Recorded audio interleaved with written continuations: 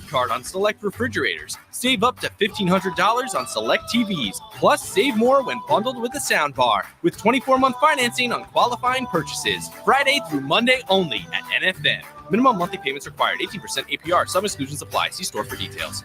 Get ready to experience the excitement of college baseball's championship series in Omaha with Tickets for Less. Use promo code THEZONE to get exclusive savings on tickets for this year's games at ticketsforless.com. Every seat holds a story. Find yours with no service fees at ticketsforless.com. Get in zone, AutoZone. Welcome to AutoZone. What are you working on today? Got a car-loving dad? Nice. We've got a Father's Day sale. Right now, our Armor All Ultimate 8-piece bucket kit is just $25. That's soap, a wash mitt, wheel cleaner, tire shine, glass wipes, and interior wipes. Plus, a bucket to use for the wash. All for just $25 at the AutoZone Father's Day sale. Now through the 16th. Get in zone, AutoZone. Restrictions apply. Roofing, siding, and gutters. Make the right call with the rooferys at John Higgins Weather Guard. 1620 The Zone. I mean, last year, just falling short on your home floor, it definitely hurt. And it was embarrassing, in my opinion. I felt like the team was relying on me. I mean, JT got hurt in Game 7, and I dropped the ball. So, to me, it was embarrassing, and it drove me. Maybe in recent years, we took things for granted at some points, or we're happy to make it to certain rounds where we're not satisfied that even now up 3-0, right? Nobody is celebrating or anything. We still feel like it's a lot more that we can do. It's a lot more that we want to do. From our experiences over the past couple of years, the thing that we really have gotten a lot better at is not relaxing, not being complacent.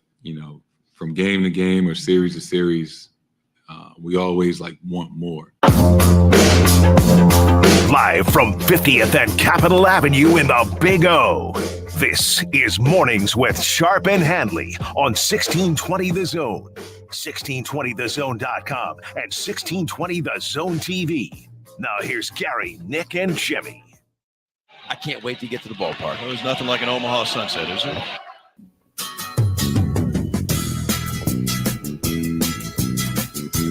Hey, good morning.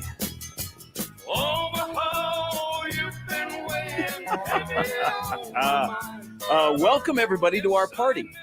It is a party thrown by Omahans, and we invite some of our best friends from around the country and around the world to come and partake for the next 10 days here. So welcome to the College World Series, which begins 7 hours from now. But who's counting? The party begins. Yeah. The greatest show on dirt. A week from now, you will sense the love of the College World Series. Yep. Today is different. No, today is different. Today is the first day of the College World Series. We're all excited because at 1 o'clock today, Virginia and North Carolina meet. On a nice day. That'd be an interesting ACC football game. Yeah. North Carolina would be a decided favorite in that game. That'd be a JP 12 o'clock game. Yes, it would. Yes, it would. If you know, you know. Old Tim Brando would be on the call. But instead, we're on the call today, coming up at 1 o'clock. But it is the kickoff to the College World Series, our little party. Everybody is in town. We've already had a little bit of debauchery. I don't know if it was College World Series fans or if it was just us fine Omahans. But we had a bar fight last night in the old market. Billy Bob's. Yeah. Billy Frogs. Oh, no. I was just quoting a movie. Yeah. He was, just making sure this wasn't rival teams. We didn't have, like you were alluding to, a Billy Bob's incident from Necessary Roughness, where it wasn't rival teams. It was just people. It wasn't North Carolina or Virginia getting into it. Or like the Florida-Miami Donnybrook back in New Orleans in the Sugar Bowl. Yeah, nothing like that. That's what we have not had, I don't think, in the College World Series is like team-on-team crime. Yeah, we need that. Like we need like an anchorman scene in the old market. Like College World Series Florida teams, and Texas A&M, like Caglione is out and somebody's riling him up from Texas A&M. Then all of a sudden he has a trident. Yeah. Like, what the hell And it just turns into, right outside of Spaghetti Works, ironically, a showdown in the streets of Omaha. You do have a lot of space there on the cobblestone. So they listen. But this is a time. Here's my little tip, and I'll give a lot of tips to visitors that are coming in to town or that have been here before and don't know that Spaghetti Works is the number one thing to do. And then, all of the carbs that you get at Spaghetti Works, you can go walk it off as you walk back and forth across the bridge. That's the beauty of it. Is the other part of the College World Series is we are in Douglas County. So the weather today is going to be great. The weather's going to be really nice, like 86 at 1 o'clock, maybe 88 at 6 for the Tennessee-Florida State game. Oh, it was a windows down ride to the station today. Yeah, it's poolside by 1:30. It's a banger outside. But tomorrow could be some tricky weather.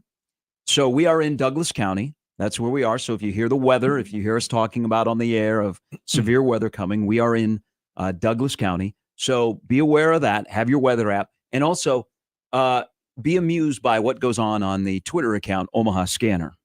And then you will get the true feel of Omaha. But I like we got off to a good start. This could be, the field is great. We got a great field of 8, maybe one of the best fields that we've had here. But we got off to a good start by having a good old bar fight in the old market last night, or I guess this morning. Yeah. And whether we're setting the tone of the weather or we're setting the tone with physical altercations, this is the buzz that gets everything going. So we need a buzz because the NBA and NHL playoffs are garbage. Yep. They are uncompetitive. They are boring. Sean McDonough did not do any favors last night to that broadcast. What was he? Was he calling an 11 o'clock Indiana Northwestern game on ESPN? Opposite that JP special. Man, he usually is on top of his game. He had the excitement level of the TV in the studio right now that is on mute. But did you notice as Edmonton started coming back, it started getting a bit more. It's the voice inflection. I never bought into it. We haven't had a 4-0 sweep in the NBA and the NHL. Ironically, they happened in the same year, 1995. Yeah, 5. Yep. I knew it was in the 90s. It was Detroit over the Caps. Nope, Devils. Was it Devils? Devils over the Red Wings, 95. Lockout season. Wait. Seriously? I thought it was. And the was Rockets swept the Magic, which actually happened 29 years ago tonight. Okay. I thought it was Detroit for some reason, but it was. They lost. They were swept. Yeah, I thought they won, but 2 years later. That's on me. Misinformed. Sorry. But yeah, it's been a while. It's been a while, and it's not. It's looking like that's going to happen. I think Edmonton gets one. Edmonton will get one. Yeah, they get one more game, and then they're done. I don't know. Florida. Florida last year ran into Vegas in the Stanley Cup final. This year, it's almost like Dallas. Like Dallas is using the motivation, Boston is using the motivation of when they lost in the NBA Finals recently, and a lot of those guys are back to make this run against Dallas in Game 4 of the NBA Finals is tonight. It's kind of like Florida's doing the same thing. Is they lost last year in the Stanley Cup final. They essentially brought back the entire team, and they have taken it to Edmonton. It's also interesting. In both the NBA and the NHL, 2 guys who are still considered amongst the best in their sport, and one is the best in his sport in Connor McDavid. But Luka and Connor McDavid, who had great Western Conference finals where their stock and all the goodwill they built up, boy, they have struggled in the championships. McDavid has been not even a blip on the screen for Edmonton, and that's a big reason why they're down 3-0. But man, all I wanted was some, I just wanted entertainment, something close, maybe to stretch it and get a Game 7 of the Stanley Cup final. Somewhere. Now we're going to be done. So now the College World Series can take over. Yeah. It'll be all about the College World Series. ESPN will lead with it. They'll lead with it. Middle of the Sports Center, end of the Sports Center. It'll be all College World Series, just like we want. Sarcasm. No, they do. ESPN for the College World Series. I think in the things that ESPN does, the College World Series, the Men's College World Series, and the Women's College World Series is getting up there. The Men's College World Series, they put a lot of technology into it, a lot of resources. Yeah. So this is a huge deal for ESPN. So I do give them credit for that. I just don't know when you get to Sports Center if it resonates to talk about college baseball. Only if Stephen allows it. If memory serves, they will, once we get into today, when you watch your late night or early morning Saturday Sports Center, it'll be either back end of the A block or early B block. They'll push it up just because they've got to push the product as well. See, okay, I was right. The last time the sweep took place, now from 95 to 98, there was always a sweep, but the last one was in 1998, and that was the Red Wings over the Caps. Oh, no. We're saying both. Both. Oh, yeah, both. I was just talking about the. Sorry, no. Yeah. Red Wings swept the Caps. Yeah. Okay. And then the Flyers at home the year before. Yeah, you really had me thinking there. Yeah. I was on tunnel vision on that one. But yeah, you'll see. I mean, even with the Women's College World Series, that was typically something that they would push up the highlight emphasis or the priority because they're broadcasting it. And then later on, they'll recap again. They'll remind you of, yes, by the way, game 4 is tonight right here on ESPN. So yes, it'll get some love. It'll be up there.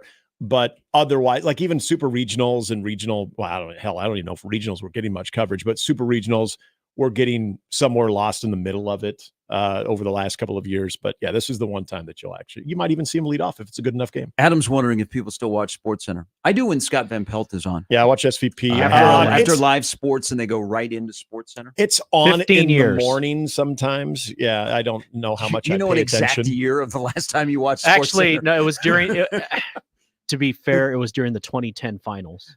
Now, see what's decent right now. If you watch in the morning, you get John Anderson and Linda Cohn, which is not bad. Is that a live SportsCenter? No. Well, I mean, it is. It is if you haven't seen it yet. Several hours ago, yeah. But when I see it, no, it's not live. Yeah, but it's good to have those two. I mean, John Anderson and Linda Cohn. As OG as there is right now. John Anderson retiring here in a month? Yeah, I think it's in July. Maybe he can help Eli Drinkwitz play guitar with his recruits. Okay. Welcome in, everybody. It is the day 1 of the College World Series. We'll be down. Our coverage begins at Omaha Baseball Village. This is like the last regular show on this radio station for a week or so, as we'll all be split up and elsewhere. But we kick off today at 10. At Omaha Baseball Village, and then, of course, the game between North Carolina and Virginia at 1, and then back to Omaha Baseball Village, and then tonight, which should be a great game, Tennessee and Florida State will play. I imagine we will get 25,826 people will be at the game tonight. Why are you homering, by the way, for North Carolina? Just noticed. Homering? What? Yeah. Oh. Yeah, you're totally in Carolina. I don't know. You know, maybe I don't hear a lot of people talking about North Carolina, even though I think they're really good. And I agree. My good friend Tony V yesterday, after coming on the radio station, went and did his press conference. He said, I don't think there's any underdogs. I agree. I think it's a great field of 8. But North Carolina is like one of the teams that people don't talk about. You know, like even like today's game is between two teams that are really good. And I mean, Virginia is loaded. That people are not talking about them because it's North Carolina and Virginia. And it's the first game. And it's not real sexy. I'm telling you, both these teams are really good, but I don't think there's any underdog. But nobody talks about North Carolina. Very, very, very few people are like, hey, watch out for the Diamond Heels. Well, 2 reasons I don't think that you talk about either one of them. Knowing that they're great baseball programs. One, I think when teams get here enough, I don't want to say you take them for granted, but it's kind of that built-in expectations that they're going to be here. And neither one of them bring a huge, strong following. I feel like we talk more about the teams because we know all of these teams are national seeds. They're all good. And yet we start, I don't want to say we, but I think people start getting a little bit more excited about the matchups that maybe have a little bit more fanfare or have a little, this is not to say these teams don't have personality, but more well-known personality, like the Tennessee. Just call it what it is. Yeah, the Tennessee thing. There's swag with them. LSU last year, everybody wanted to see Paul Skeens, but it's also LSU, so they bring an entire stadium into the ballpark too. I think those two right there, those 2 reasons of these teams have been here many, many times before, and we did see a national championship out of Virginia in 2015, but it's not this huge following that. Like, oh, I can't wait for Virginia to get here. I can't wait for North Carolina to get here. That's just my opinion. But that's why I think that it's a little bit of the lack of overall buzz about those teams. Now, when it comes to the baseball heads, they're going to tell you, those 2 teams wouldn't shock you at all if they got out of their side of the bracket. But as far as the build up, the excitement, it feels like it should be an afternoon matchup. Virginia, by the way, is 7th right now in the Jello Shot Challenge. The And first they're that leaderboard high? has been released. Oh, Tennessee's off and running. I guess they had a record day yesterday. Kentucky's doing well. I'm telling you, they're gonna teach classes about what they have done with this and how people just come from afar, and that's the first thing they do. Yep. So we are off and running. Also, I wonder, we talk about the baseball because we're all involved in the broadcast, but I'm like locals. Do you really get into the nuts and bolts of the games? No. We're not a great college. We're a great college baseball town for 10 days. But other than that, unless Nebraska, Creighton, or Omaha are playing really well, college baseball is not front and center here. So I think it's the party first. It is. It's the event. being involved, and then you know what? Hey, let's watch some baseball. And there's no Paul Skeens this year, which is really recognizable as a guy that's going to go, number one. Even though we're going to have another year of guys that are playing the CWS are going to be drafted in the first round. I don't know. It's the dynamic of the locals with the out-of-towners and how you approach the game and the whole party. I mean, first and foremost, it's a party. And then the baseball is like, if Virginia loses today and you're not related to the O'Connors, is it going to ruin your day? No. Is in Omaha and you're going to be like, it was fun. You know what? I got a tan. It was great. Right. Drank some beers, had some time with the buddies, got away from work. All right. Now I've come to my one College World Series game as an Omaha and I'm done. And you feel like, hell, this is kind of if you want to talk about the coverage that even we have at the Omaha Baseball Village, there's not that much talk about the nuts and bolts of it. It's more of the it's party. changed a little bit. You're new to this. It's changed a little bit because Phil Steele's magazine doesn't come out until July 4th. I know. Counting down. It used to come out before, and we used to get angry like tweets and emails here because guys that were doing those shows, they basically would talk college football. And people were like, I come to town and I want to hear you guys breaking down college baseball. Yeah. I'm telling you, I'm looking at the people that are doing shows. They don't have a lot of interest in breaking down college baseball. Okay. They want to talk about win totals. They want to talk about those kind of things. They want to talk about Phil Steele's rankings. Yes. Yeah. So I'm just giving you a heads up if you're like going to tune in to Nick and Josh today at 10 and hope that they break down. Is Vance Honeycutt really that much of a risk when it comes to the Major League Baseball draft? Yeah, you know what? Stay tuned for the show later on. I will tell you his exact draft profile, and I'll get into it. Hey, so Severe one year, he started to go through like page by page. He's like, all right, next up, Georgia Tech. My kind of show. Happily done that. This is great. I think what coming up next, the Mountain West. What we have to do is we need that resource of whether we're talking MLB draft or draftable players in the College World Series, need that near us. So when we see a section of fans, we can pivot immediately and just start getting into that. But knowing that, okay, as long as there's nobody in front of us, we can keep going with what our listeners typically like to hear. Because you're right. I mean, this is the one thing about College World Series that I always feel is a huge misconception when it comes to the out-of-town fans. And God bless them for thinking this. I actually appreciate that. And I would say between you and I, we know more college baseball than maybe your average bear that's going to be talking about it on the radio. But when it comes to the fans coming in, I think the fact that we hosted, they just assume that we know everything about at least the top 50 teams in college baseball, and we could rattle every name and every prospect off and the type of season that all of those guys had. And then when we don't and we talk more college football, it's like, they're really, it's not that they're mad, but they're very disappointed. Yes. Like, gosh. Well, welcome. We are a very, very strong we love college football town. Yes, but we love this event. We will do our very best. I mean, this is what you told me last year, and we did our thing for you. You know what? And here's the thing, new College World Series fans. That's funny. College football is actually, there's a nice little vibe going on. So you're going to get a lot more college football than you are college baseball. Yeah. And we might even go college basketball before college baseball. I'm just warning you. There are good teams in this town. Isn't this, I mean, we can't forget, I know SEC, ACC baseball is thriving, and that's what this tournament is.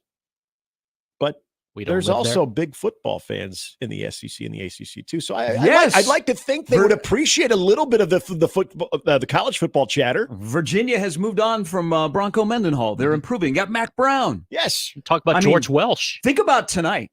think about if that was a football game. I mean, Tennessee, Florida State. Could that be a playoff game in December? It was a Fiesta Bowl once. Yep. I think it very well could be. And, I mean, you think when we have Jeff Culhane, voice of the Seminoles, on later, that we're just going to strictly talk 100% baseball? No, just all Sports Nightly stories. I'm glad you brought him up because he is the voice of Florida State for football and men's basketball. And Fairbury brand hot dogs. So I got to tell a quick story here. And maybe I'll get into it when he joins us. But Jeff's going to join us today, 8:30. He didn't know. I was texting him after they blew out UConn last Friday. I'm like, you coming? He goes, I'm trying. Mm-hmm. But, Jeff is from the area, and people know Jeff. He was involved in the Nebraska Sports Network and then went to West Virginia and then was at North Dakota State before getting the Florida State job. And great guy. He does a great job. They love him in Tallahassee. He is of friends of mine that I consider really good friends. He might be the biggest comeback person in my life. Culhane. Okay. So the first time, when I moved away, that's when Jeff started working for the network and started doing a lot of different stuff. So I didn't know Jeff personally and came back. So I would always come back for a weekend in February, right before spring training started. Right. I would leave South Florida and I would come to Nebraska. That's when you're supposed to stay in South Florida. I just take it as you caught a basketball game. So a mutual friend of ours, Chris Schmidt, and a couple other radio and media guys in Lincoln, we went out for drinks, and we go to, I can't remember what the name of it is. It's way south in Lincoln. It's a popular place. It's where a lot of Mike Riley's staff hung out. Okay. Whatever that nice establishment is. But we walk in there, and Schmitty says, have you met Jeff before? And I'm like, and I didn't know his last name. Mm-hmm. And I go, I've heard him. And he goes, he's over there. And he was at the bar. And he was like holding court. And I'm like, oh, that guy's got D-bag written all over him. I mean, like, just, he is giving off the vibe. And I was like, oh, boy. And so I didn't go and introduce myself or anything like that. You big-leagued him. Well, you big-leagued him. Yeah, I did. Yep. So then just by chance, we crossed paths, and I was like, okay, that guy is completely different. And, we spent a lot of time together when he was up in Fargo, being in the Summit League. And I'm like, this guy is a great guy. Yeah. So he is like the comeback the comeback friend of Sharpie, because I went from that guy as a D-bag to that guy is excellent at his job, and he is an A+ person. Yeah. It's funny. I got to know him more when he was at NDSU. Now we crossed paths, and of course, mutual friend Lane Grindle. I would see him through Lane a few times, but it was really when I started doing baseball, and obviously, Jeff did baseball at Nebraska before he left. I'd be a regular on the Insider Show up in Fargo, especially this time of the year. Yes. He'd always want to get I've been a guest on he'd that. want to know about the buzz going on in Omaha, and then every once in a while we check in on a little Husker baseball. Bison 1660. Yeah, so I'd be on. By the way, I'll be on there today at 11:30. You'll be on the Insiders with Keith Brake with Sam. Oh, so that's right, Sam. Is it the same? I know Sam. Is it the same co-host that Jeff had? No, it is. So Sam is the new voice after Sam's 1 year at North Dakota State, and then Andy, who used to be with Jeff, is the women's basketball announcer, and so they run that show. So I'll be on there at 11:30 for all of our Fargonians that listen. Yeah, I always enjoyed them, but hope the snow's melted. Jeff has done awesome stuff. He's very, very good at what he does, and we can claim him as one of ours. I love that story though. Yeah. It's just. Oh, I walked in and he was like holding court of the bar, and I'm like, oh, that guy gives off the vibe of a D-bag. Now, like, does he know that about you? No, I don't think I've ever told him that. You should tell him that. Yeah. We'll see, because we're really good friends now. All right, Shafe will join us, and Matt Verzal as well. That is the lineup brought to you by the Rooferys at John Higgins Weather Guard. So, welcome everybody. Whoa. Saturday delays possible, chance severe storms. Sunday dealing with heat feels like 100. Yeah, it's the CWS. Welcome to Father's Day. And you know what? We get a good Friday. Today is a fantastic weather day. It's a feel-good Friday, and it is going to feel good that weather's not look good for the weekend. 97. That looks a little chilly. 97 the high on Sunday. That's anything below 100. 50% thunderstorms on Saturday. But today, every Father's Day is great. Every Father's Day at the CWS is usually above 90. All right. U.S. Open is off and running. We'll talk about the demolition derby that happened yesterday at Pinehurst and what is going on today. Also, a life lesson that is shown to us all by Rory McIlroy when it pertains to on and off the course. If you'd like to join the conversation, we'll share stories. I also, hello to all the people that were lined up at 5:30 this morning to get into Lot D. Lot D is open. People are in Lot D. They're setting up their tailgate. Hello to all of you. I know one particular P1er. She has us on at her tailgate. So hello to everybody at Kellyanne's tailgate. I was just thinking. Can I get over there in between shows today? You can do whatever you want. Do I got an open invite there? Yeah. Okay. Just making sure. Can you go? Yeah, I want to go. I didn't get to go last year. Should we just ask Kellyanne on the air? Yeah. Can Nick come play? I want to come by. Yeah, she's in the same spot. Okay. I'm pretty sure she's in the same spot as she's always been. That's what she was indicating was her goal. So that's that's a banger of a tailgate in Lot D. If you know, you know. 402-951-1620. That's the hotline brought to you by 42 Degrees The Source by your mom's house. You can always email the show on anything because we'll talk about preferably anything. Yeah. We'll talk about how the Big 12 isn't unique anymore. So what they announced yesterday, I actually think is a great idea. Verizon Wireless Conference. I don't know why they didn't go Dr. Pepper. Yeah, that would make a lot of sense. Southwest Airlines, Southwest Conference. What is going on KTV? They've been saying that for years. Whoa! The Equitable Bank inbox is open for you. Gary at 1620thezone.com. So Great Clips is at the Fan Fest, and they will color your hair. Yeah. Will Andy do that? Just like that, his hair's red. Yeah. So that's for the kids. GBR. But the reporter on KTV, because they're live at the stadium. Oh, and he's wearing it proudly. It didn't even phase him. Yeah, and now he's getting really, really worried because what if it doesn't come out? That's going to be that'd be a rough look on TV today. 78 days. It's gonna be great. The J-Tech Construction Zone Twitter feed at Gary Sharp 1620 at Nick Handley 1620. All right, we are off and running. Jeff Colhane, the voice of Florida State football, men's basketball. Eric Llewellyn, who does a great job as the baseball voice of the Noles. But Jeff is in town, adding support and doing podcasts. That's what I want to do. Can he jump in to be a third man on I don't know. I'm assuming they have a color analyst too. Can he be a third man on the booth? I don't know if he's involved. I think he is involved in a little bit. Just yell fire the cannon. They have the Florida State baseball broadcast is really, really good. So Jeff will join us coming up at 8:30. Mike Schaefer stops by. You'll hear a lot of Schaefer on the. You've heard him a lot this week. You'll hear him this weekend. But it's also a big weekend for Nebraska football when it comes to recruiting. And Matt Verzal stops by. All to come on the opening day. Is it still red? Yeah. Yeah, it is still red. How does that get out? You have to wash your hair? Probably. Peroxide? Probably. Oh, good on Devon Taylor, man. The reporter for KTV. Like his glasses. Yeah. I have some just like it. Yeah, those are good frames. Yeah. I don't think that's coming out. That's going to be a rough look. He lives in the right state. Not within 24 hours. Yes. All right. Off and running. Glad to have you in opening day of the College World Series. Our party here in Omaha.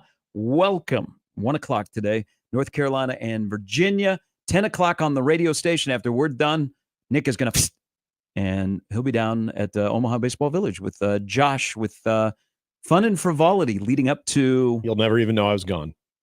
Be like a long bathroom break, and then I'll be back on the air. Got your shortcut how to get from the radio station to the ballpark? I think so.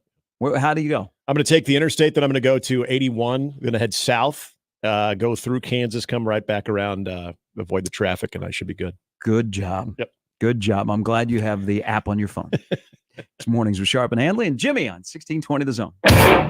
Mornings with Sharp and Handley on 1620 The Zone and 1620thezone.com with Gary Sharp and Nick Handley.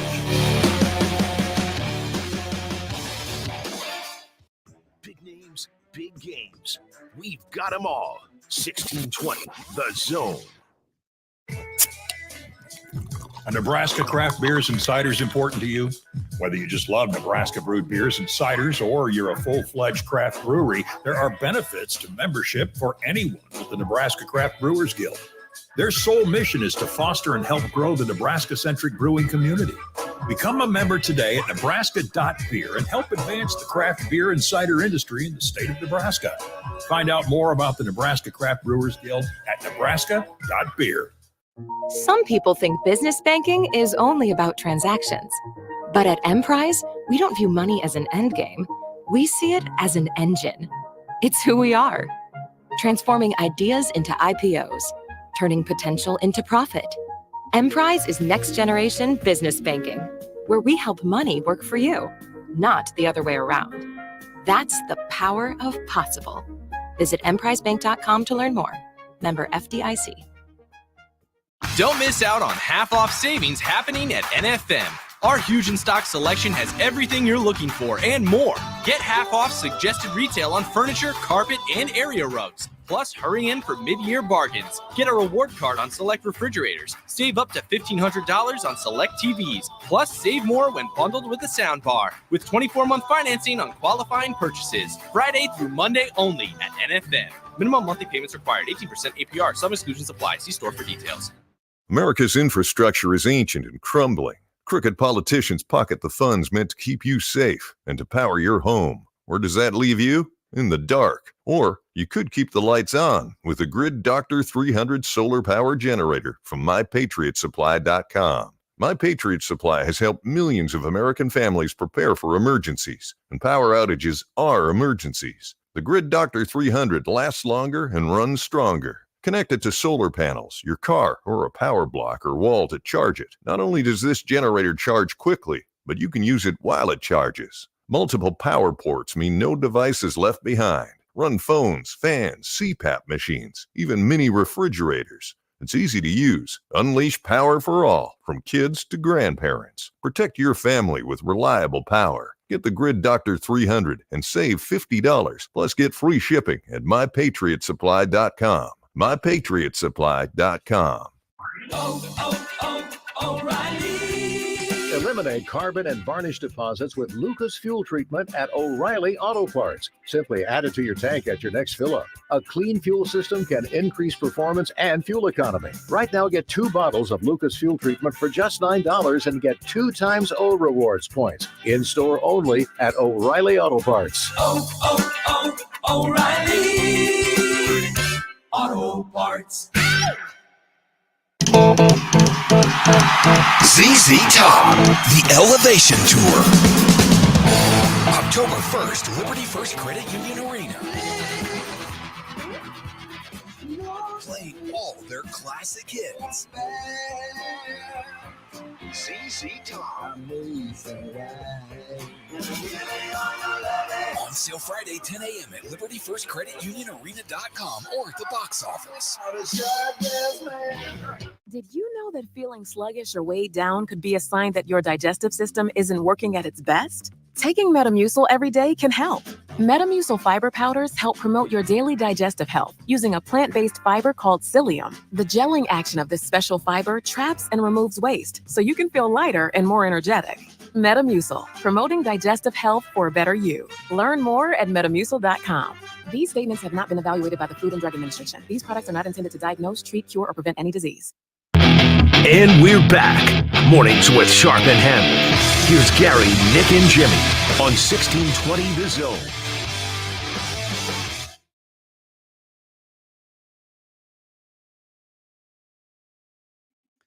So I tweeted out a little bit ago, coming into work this morning. It is Feel Good Friday. You know, school is out. It's a summer Friday.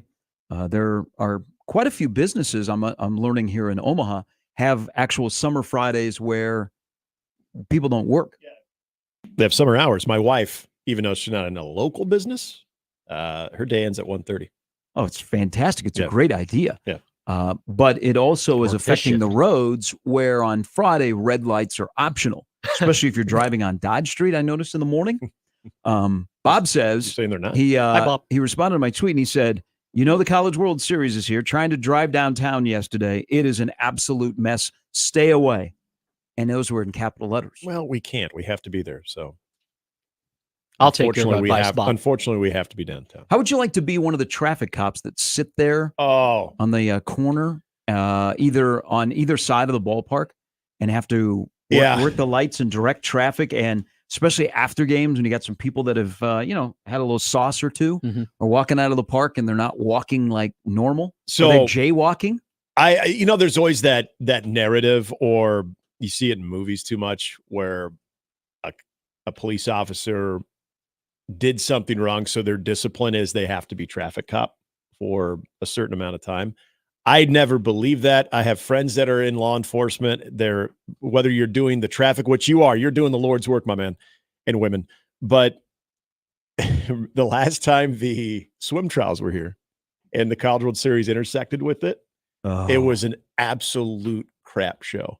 And I was leaving 10th and Capitol, heading towards the stadium. And there was a bunch of people that were heading back towards 10th and Capitol. And then people were heading towards CHI Health Center to go to the swim trials. There was a traffic cop that he probably had finally reached his boiling point. Was he in the middle of the road? Yeah. See, I would never do that. He was essentially bad shaming. we have. Well, and there were drivers that were a little confused on when to go. And it was no longer Omaha, Nebraska nice. It was shaming them to the point that there were people that were standing next to me that we were going to the same spot down to the stadium, that I think they were out of town because there was a little bit of a southern draw. They're like, boy, this guy's having a bad day.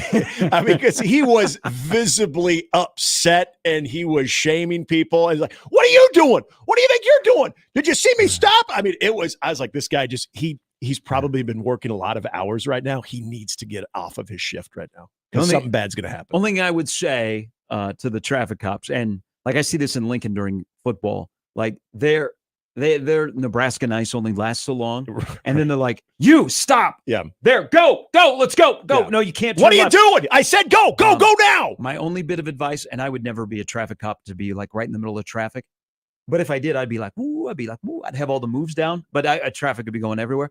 Is I would leave your best pair of pants at home. You do not want to. This is good advice. Like, do not.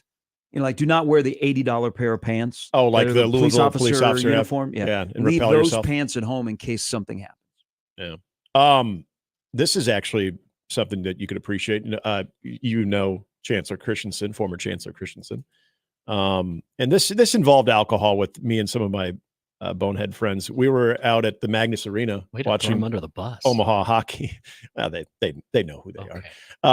Omaha hockey playing Denver.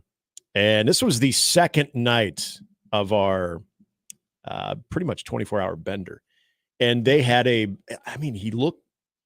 think he was a cop, but probably more of a camp, because you know how the Denver University setup is. So he was probably campus security, and he was directing traffic. And I think he got a little overwhelmed.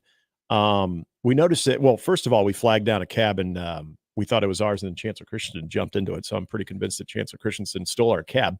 But we thought we would help out, and we got out and tried to direct traffic as well. Oh, okay. And my one buddy, Eric, I won't say his last name, he continued to do it. And he actually had a little system going, and people were listening to him and following him. He had this big UNO sweatshirt on and a stocking cap, but people were listening. They thought he knew what he was doing. So he would send people, they would go, then he would stop certain people and send other people, they would go. But the other guy that was across the way had his back to us the whole time. So he didn't know what was going on. And then finally, when we got our second cab after Christensen couldn't steal that one, we got into our cab. And so my buddy Eric taps the guy on the shoulder, goes, "Hey man, I got to go. You good?"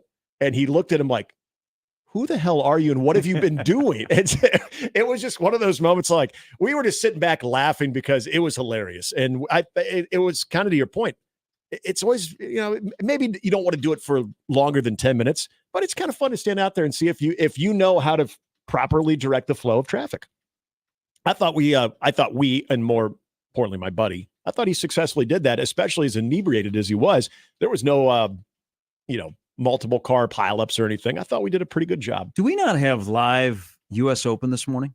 That's what I was saying. I was looking for it. So right away I thought, well, you'll probably say it's on the Peacock. Yeah, just put it on USA and see what it's see what happens. It's a movie. Yeah, it's No Time to Die. No Time to Die. Yeah. So we have to get on the Peacock. Yeah, we don't even get American. Well, so really, we're in the day and age now where we understand streaming.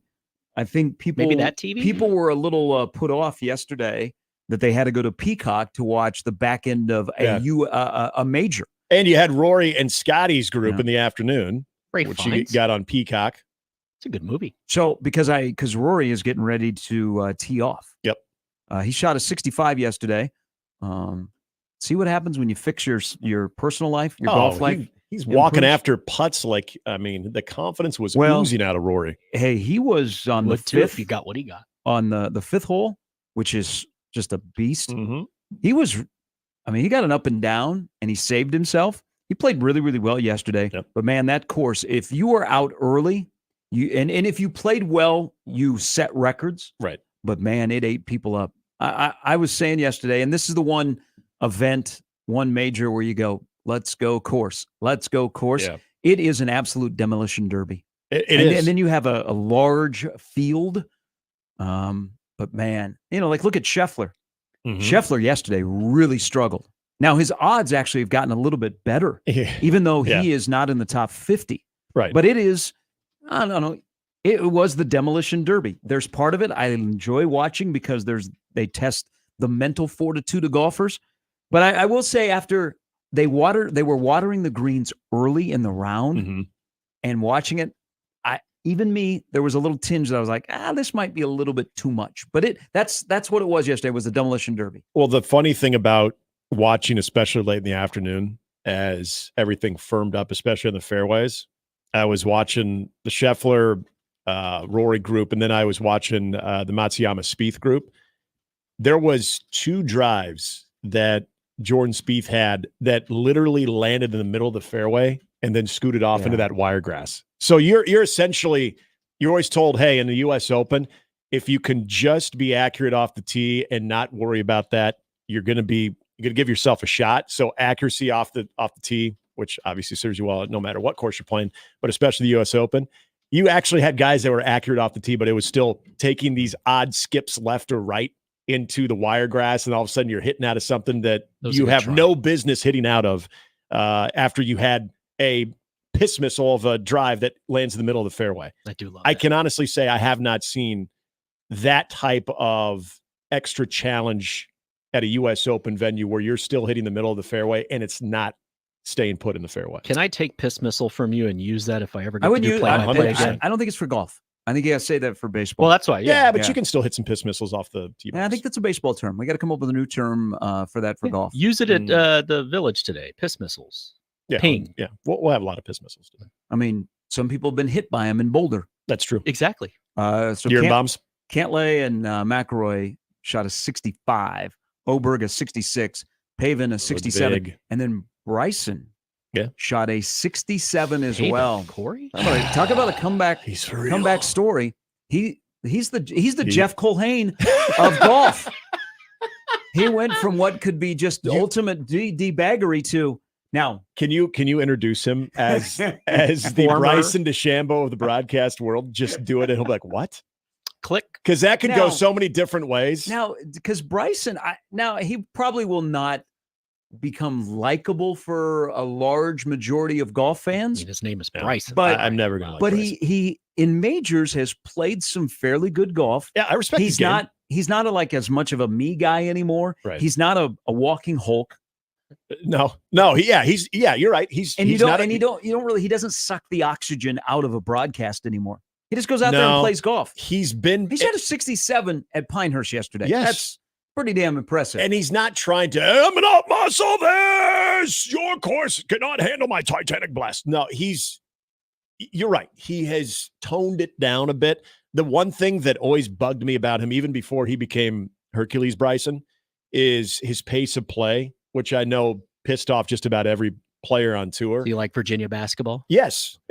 I'd be very deliberate. I mean, he would be 150 yards out and he would walk all the way up to the green to see the way that the green was settling, then walk back to his shot. It was pretty ridiculous. And part of that was on the PGA for not enforcing. Who used to take forever to pitch. Yeah, he was a human rain delay. Even his pace of play has picked up. So I think Bryson, for a lot of the things that people were early in his career were even a little suspect of, he's cleaned that up a little bit. I've gone so far down I just don't care for the dude that I don't think I'll ever be like, oh, you know what? I like him now. But you know what? I respect the improvements of his game. I really do. The dude is way too analytical than I'll ever understand. But you know what? I think you just look at how he played yesterday, what he did in the PGA Championship. The dude might have unlocked something. Liv has been good to him. Can't say for the rest of them, not like Phil. I said it the other day. Phil had a tough Liv one. golfers coming into this have really struggled. Yeah, Phil had a tough one. I can't believe we don't have early morning golf. I believe it is a major. Yeah. I get the streaming stuff. But still. But they had it on yesterday morning. Yeah. Now if they're going to do streaming for this, tell us. Earlier than later. Like it was Yes. kind of an adjustment to get to the end of the day. Like if you had to work yesterday, but you were following it, on your phone, you're following the leaderboard and you're like, hey man, I'm home at 5. I now want to watch some golf. Right. This is one of my favorite majors. You had to go to Peacock. Yes. Now all of us are used to Peacock now because you got to watch Big Ten, you got the NFL, NBA. I mean, by the way, they have a great deal going, like $20 for the whole year. Yeah, everybody's got Peacock now. Because eventually the Big East is going to have games on Peacock. Yeah. But if you're going to do streaming, I would rather have it earlier than later. That's what it should be. I get home yesterday at 5:00. I want to watch the U.S. Open on my TV. I want to be able to go to ESPN or NBC or USA and watch it. But instead, I got to go to a streaming device. Do it early in the day, not later in the day. Right. And I don't know what the reasoning behind that yesterday was to do it at the end of the day, because now I'm being told that they're doing it right now. They're streaming this morning. Yeah. And to me, that makes They're zero just sense. sucking out of my pocket. From the Masters to the PGA Championship, any major that there was any streaming attached to it, and even not even a major, but even some of the bigger PGA events, that is always how it works. You get on ESPN Plus, you follow featured groups or featured holes, and then they'll have their general coverage, and then it's usually like 1 or 2 o'clock. They'll switch it over to the major network. On a major, at the very least, you should be doing that. Now, to do what they did yesterday and then to go the exact opposite route on a Friday makes zero sense to me. I don't understand that at all. And I will say this because I'm a little bit more used to the ESPN Plus featured groups. The Peacock one is something about the sound. It's not great. And you had a marquee group that you had to follow streaming yesterday. The sound quality and some of the camera angles and following the ball, it's not great. Scotty Scheffler should have never gotten a haircut. Screwed his game yesterday. He's done for the weekend because of that haircut. You think he's I know done, why you've huh? messed with the lettuce.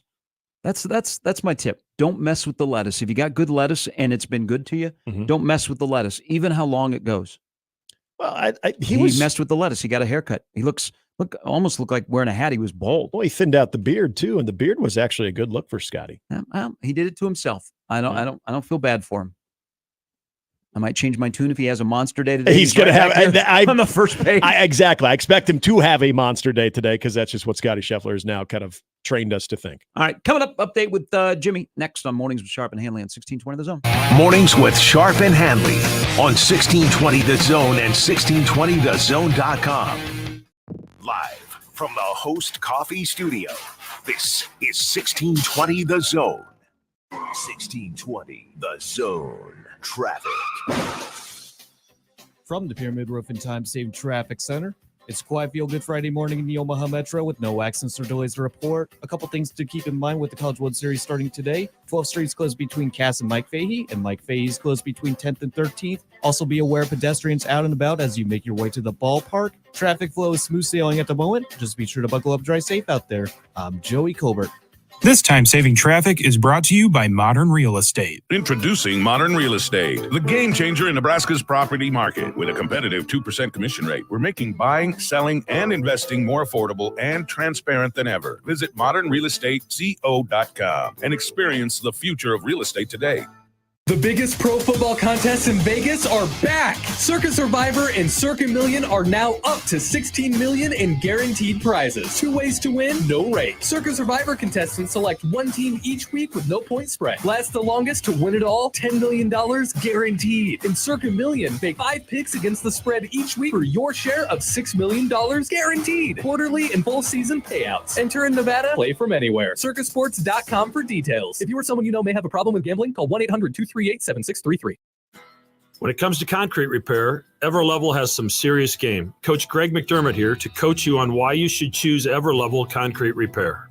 They've got the fundamentals to fix your cracked and uneven concrete, and their products will give you the best defense against future damage. It's a fraction of the price compared to replacement, and their solutions come with a long-term transferable warranty. Working with Everlevel is a slam dunk. Call Everlevel Concrete Repair today for your free inspection. Did you know that feeling sluggish or weighed down could be a sign that your digestive system isn't working at its best? Taking Metamucil every day can help. Metamucil fiber powders help promote your daily digestive health using a plant-based fiber called psyllium. The gelling action of this special fiber traps and removes waste, so you can feel lighter and more energetic. Metamucil, promoting digestive health for a better you. Learn more at metamucil.com. These statements have not been evaluated by the Food and Drug Administration. These products are not intended to diagnose, treat, cure, or prevent any disease.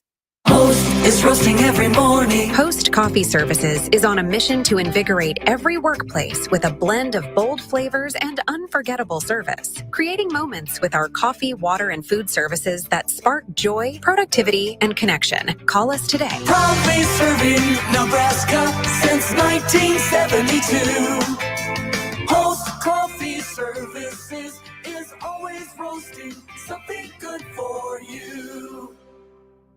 Looking for tickets to the hottest events? Look no further than Tickets for Less. TFL has tickets to everything from the college baseball championships to Husker football concerts and more, all with no hidden fees. Plus, score extra savings with promo code THEZONE now at ticketsforless.com. Don't miss out on half-off savings happening at NFM. Our huge in-stock selection has everything you're looking for and more. Get half-off suggested retail on furniture, carpet, and area rugs. Plus, hurry in for mid-year bargains. Get a reward card on select refrigerators. Save up to $1,500 on select TVs. Plus, save more when bundled with a sound bar. With 24-month financing on qualifying purchases. Friday through Monday only at NFM. Minimum monthly payments required. 18% APR. Some exclusions apply. See store for details. Seasons change. Why not your tech? Upgrade now during the Dell Technologies Summer Sale event and save on select PCs like the XPS 16 powered by Intel Core processors. You'll be able to bring your most intensive projects to life with built-in AI, minimalistic design, immersive visuals, and cinematic audio. When you shop online at Dell.com/deals, you'll have access to exceptional tech and electronics plus free shipping on everything. Amazing prices await you for a limited time only at Dell.com/deals. That's Dell.com/deals. Is reviewing life insurance on your to-do list? Now's the perfect time to add it. A friend recently told me that securing life insurance sooner rather than later can help you lock in lower rates for years to come. So I bumped this up on my list and got it done. I called SelectQuote and couldn't believe how easy and affordable life insurance is. I'm 40 and got a $500,000 policy for $16 a month. My husband's also 40 and his $500,000 policy was only $18 a month. Plus, with SelectQuote's same-day coverage, there was no medical exam required, and we were covered by the time we hung up. Knowing I have this checked off my list feels amazing, but the peace of mind knowing my family is protected feels even better. Call SelectQuote 1-800-670-5151. That's 1-800-670-5151. Or go to SelectQuote.com to get your free quote today. 1-800-670-5151. Details on example rate at SelectQuote.com. Tickets for Less. Best seats, best prices, no service fees. Shop ticketsforless.com. KOZN Bellevue, Omaha, Council Bluffs. This is 1620 The Zone. Now back to mornings with Sharp and Handley on 1620 The Zone. Like that? A little better? A little festive? As we're trying to get the golf ball on in the studio. We're watching on my tiny screen. Tiny baby screen. Yeah. We'll let you know. The Storm Chasers are rained out in Toledo. They'll play 2 today and attempt to make it up. We'll see how it goes. Omaha Softball's Cam Meyer earned the Summit League Peak Performer of the Month for May and June. She's so good, they just give her May and June for the 3rd month in a row. After her performances of the conference tournament and the NCAA regionals, they had a record-setting year. At Omaha, Meyer posted a 6-2 record and 9 appearances in May. Wait, somebody actually beat her twice? That's hard to believe. She earned 3 of those wins en route to earning championship MVP honors at the Summit League tournament, 2 more at the NCAA Regional in Columbia, Missouri, where she led the Mavericks to the victory of the Super Regionals. In her opening game at the Summit League tournament, she tossed 14 scoreless innings. She thinks she is. Jack Morrison struck out a career-high 21 runners in one of the best games in the history of the postseason event. Very cool. And then she struck out 9 in the championship-clinching victory over South Dakota State, allowing only 1 run in 7 innings work against the Jackrabbits. Of course, she was crowned League Tournament MVP. The Jaguars and quarterback Trevor Lawrence agree on a 5-year, $275 million contract extension. That goes a long way in Duval County. The contract includes $200 million guaranteed, including, well, they don't have state income tax, including $142 million at signing. He'll receive $37.5 million signing mode just for signing his name on paper. The deal starts in 2026, meaning Trevor will be under contract to 2030. The $55 million average salary in Lawrence deals ties him with Joe Burrow for the top mark in that category in the NFL. Jordan Love's going to be a billionaire. In baseball, Michael Garcia hit a game-ending 2-run double off Yankees closer Clay Holmes, as the Royals recovered after squandering a brilliant start by Alec Marsh to beat New York 4-3 yesterday to avoid a 4-game sweep. So they lose the series 3-1. Marsh took a no-hit bid into the 7th inning against the Yankees, who now fall to a paltry 49-22. They had outscored the Royals 25-8 in the first 3 games of the series. In fact, one of Giancarlo Stanton's home runs hit the sweep vehicle just outside after it finally landed. He allowed Juan Soto's leadoff single in that frame, then retired the next 3 batters to conclude his 96-pitch outing. NBA, sort of tonight, the Mavericks on the brink of elimination. Palms up Doncic and now acknowledges his frustration with officials has been an issue, you think, during the NBA Finals, as they removed the tape from around his body after Wendy took him out the night before. He vowed to take a different approach during Game 4 on Friday. Instead of palms up, he's just going to yell F-bombs at the refs, see how that goes. He says also, go back to playing fun. Okay, I guess he didn't have any fun. We talk about how we come back from 21 points down to the fourth quarter of the finals. We were having fun. We were defending. We were not peeing down our leg. We were running. Our pace was great, just taking good shots. The Mavs Game 3 rally fell short in Tuesday's 106-99 loss to the Celtics after Doncic fouled out with 4:12 remaining, the first time in his career that he had fouled out during regulation.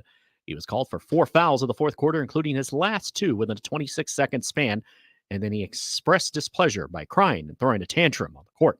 The NBA season will end tonight with the Celtics sweeping away the Mavs at 7:30. Too bad we can't get Bill Ranby and Mike Breen. They'd be just this generation's Marv Albert and Mike Fratello.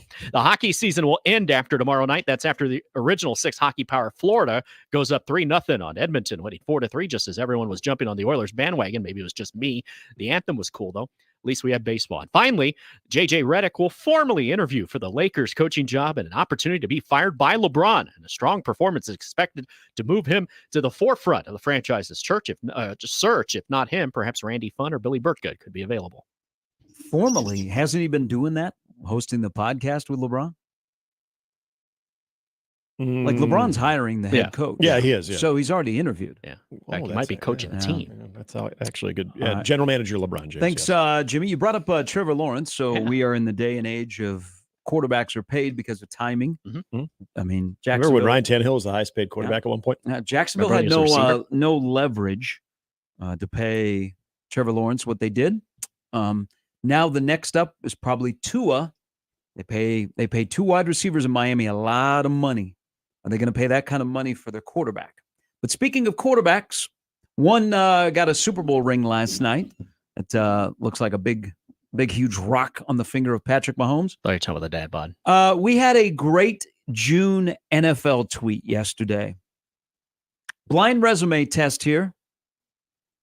One of these is Dak Prescott. Last 50 starts in the NFL. One quarterback is 36-14. The other is 33-17. They both have thrown 105 touchdown passes. One has thrown 39 interceptions. The other has thrown 38. One's passing rating is 101.3. The other's is 98.9.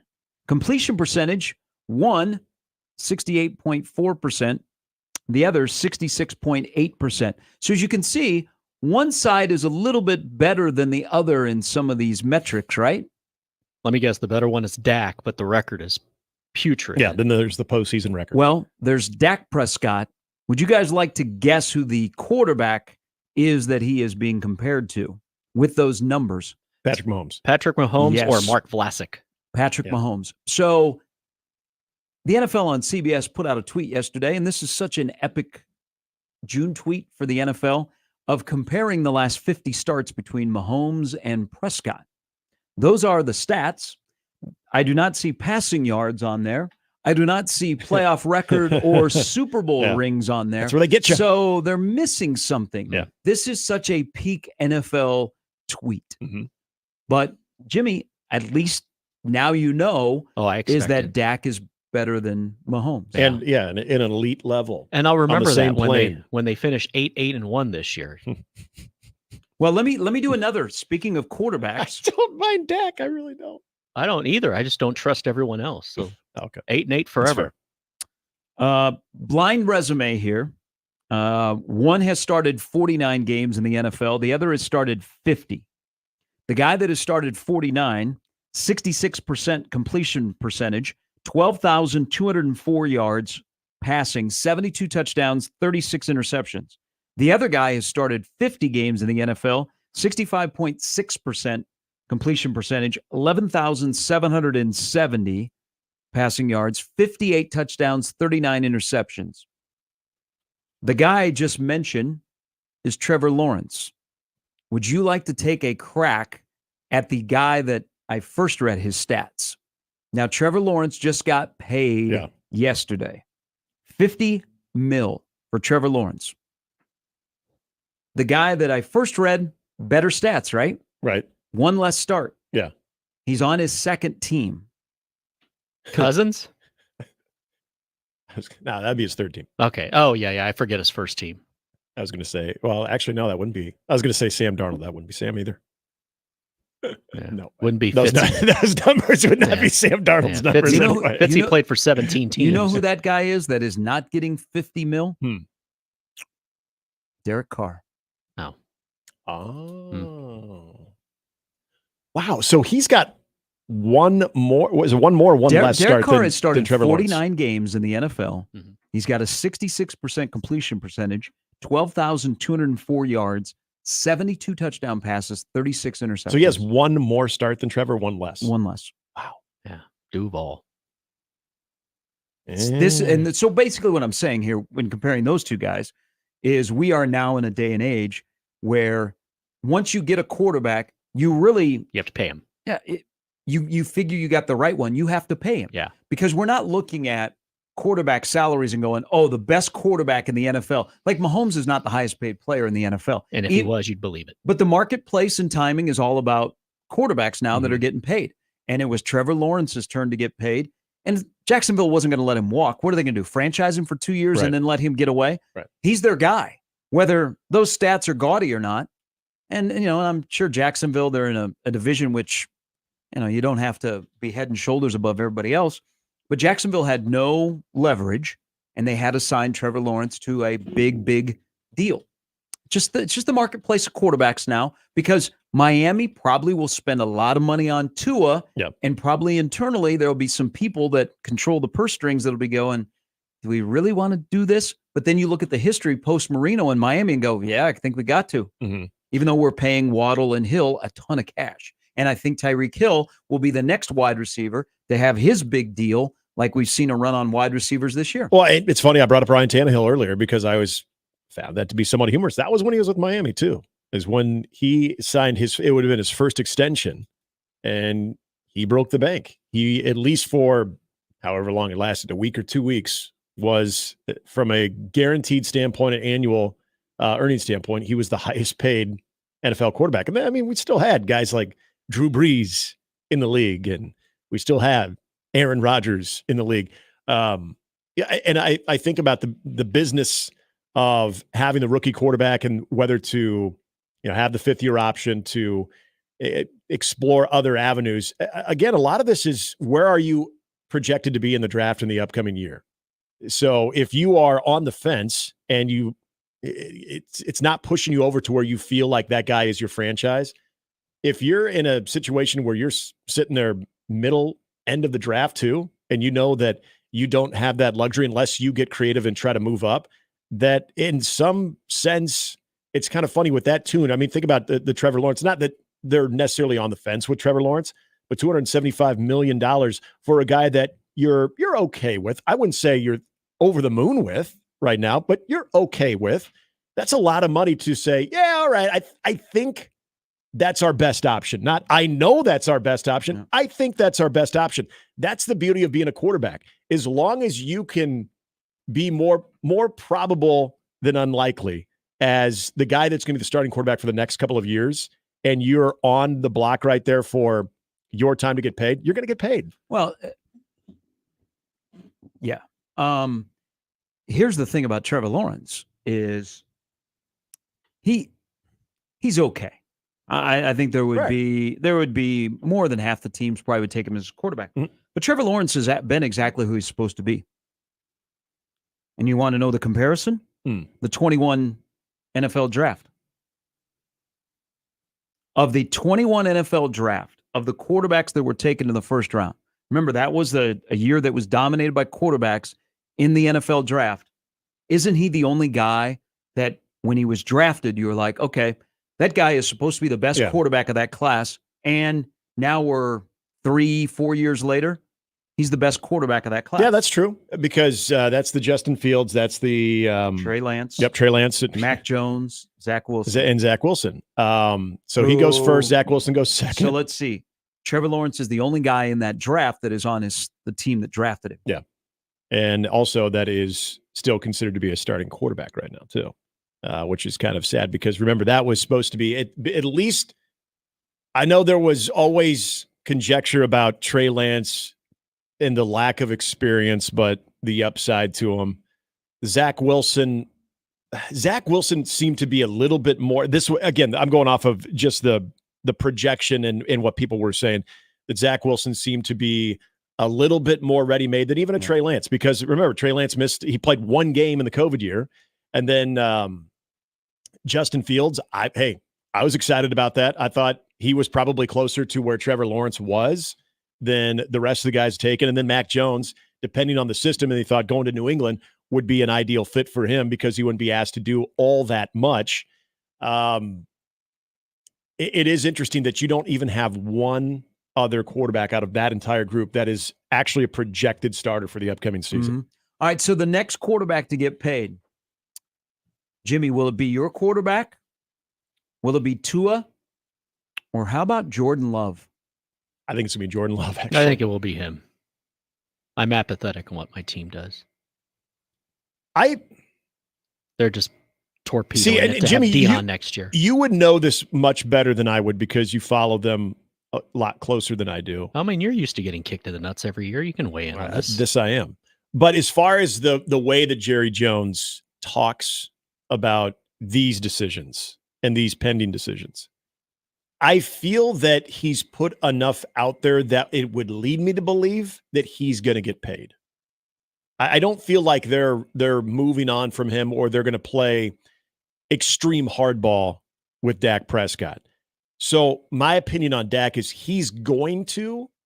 I like but Dak. Then it's not his fault. But then I think back to Green Bay, the way that they do business, and Green Bay doesn't. They don't. Well, they've been in quarterback heaven for so long. They don't drag these things along all that much when it comes to class. Yeah, I don't think. Yeah, I don't think there's a lot of deliberation there. Mm-hmm. I think that it's if they know, and there's no reason to drag it out. Yeah, Dak will get paid, but for those who want a positive take on that, there is a show for that from 2 to 6, and you can listen to that and get that. If you want the realistic opinion, then that's where I come in. So you don't think Dak's getting paid? He'll get paid. Okay. Oh, he'll get paid because it's forced on us. Yeah. So that's exactly why. So I think if I'm Jordan Love, and Green Bay's in a good spot. They got a young offense. Rick says Tua will get paid next. Fair. But if I'm Jordan Love, I used 24 to show that last year was not a fluke. Yeah. And then I leveraged 25. Now Green Bay is probably like, no, we're not going down that path of quarterbacks again. But if I was Jordan Love, I would get to have a great year this year if I do, and then I'd leverage 25 in free agency. Here's the thing with Tua. is Miami has to pay him, but it's going to be year 3 with Mike McDaniel in that offense. So do they wait and treat year 3 in that offense as another audition, or have they seen enough that they don't want to go through figuring out the quarterback position again, and so they sign him? I mean, Tua right now is the 15th highest paid quarterback in the NFL. But are we going to live in a world where Tua is paid as much as Joe Burrow? Yeah, I think we are. Yes, for the reasons you said. Yeah, I honestly think we are. And it shouldn't come as a shock to anybody, because we've seen this for almost 2 decades now, where even the most mediocre quarterback or slightly above average quarterback, well, when it is their time, they're going to get paid. Hell, I remember when Chicago decided to extend Jay Cutler. Jay Cutler gave you nothing to think that, okay, you could win a Super Bowl with this guy. This is the future of your franchise. But at the time, he was exactly. I mean, that's Jimmy. You said it exactly right. It comes down to teams are stuck. If not him, then who?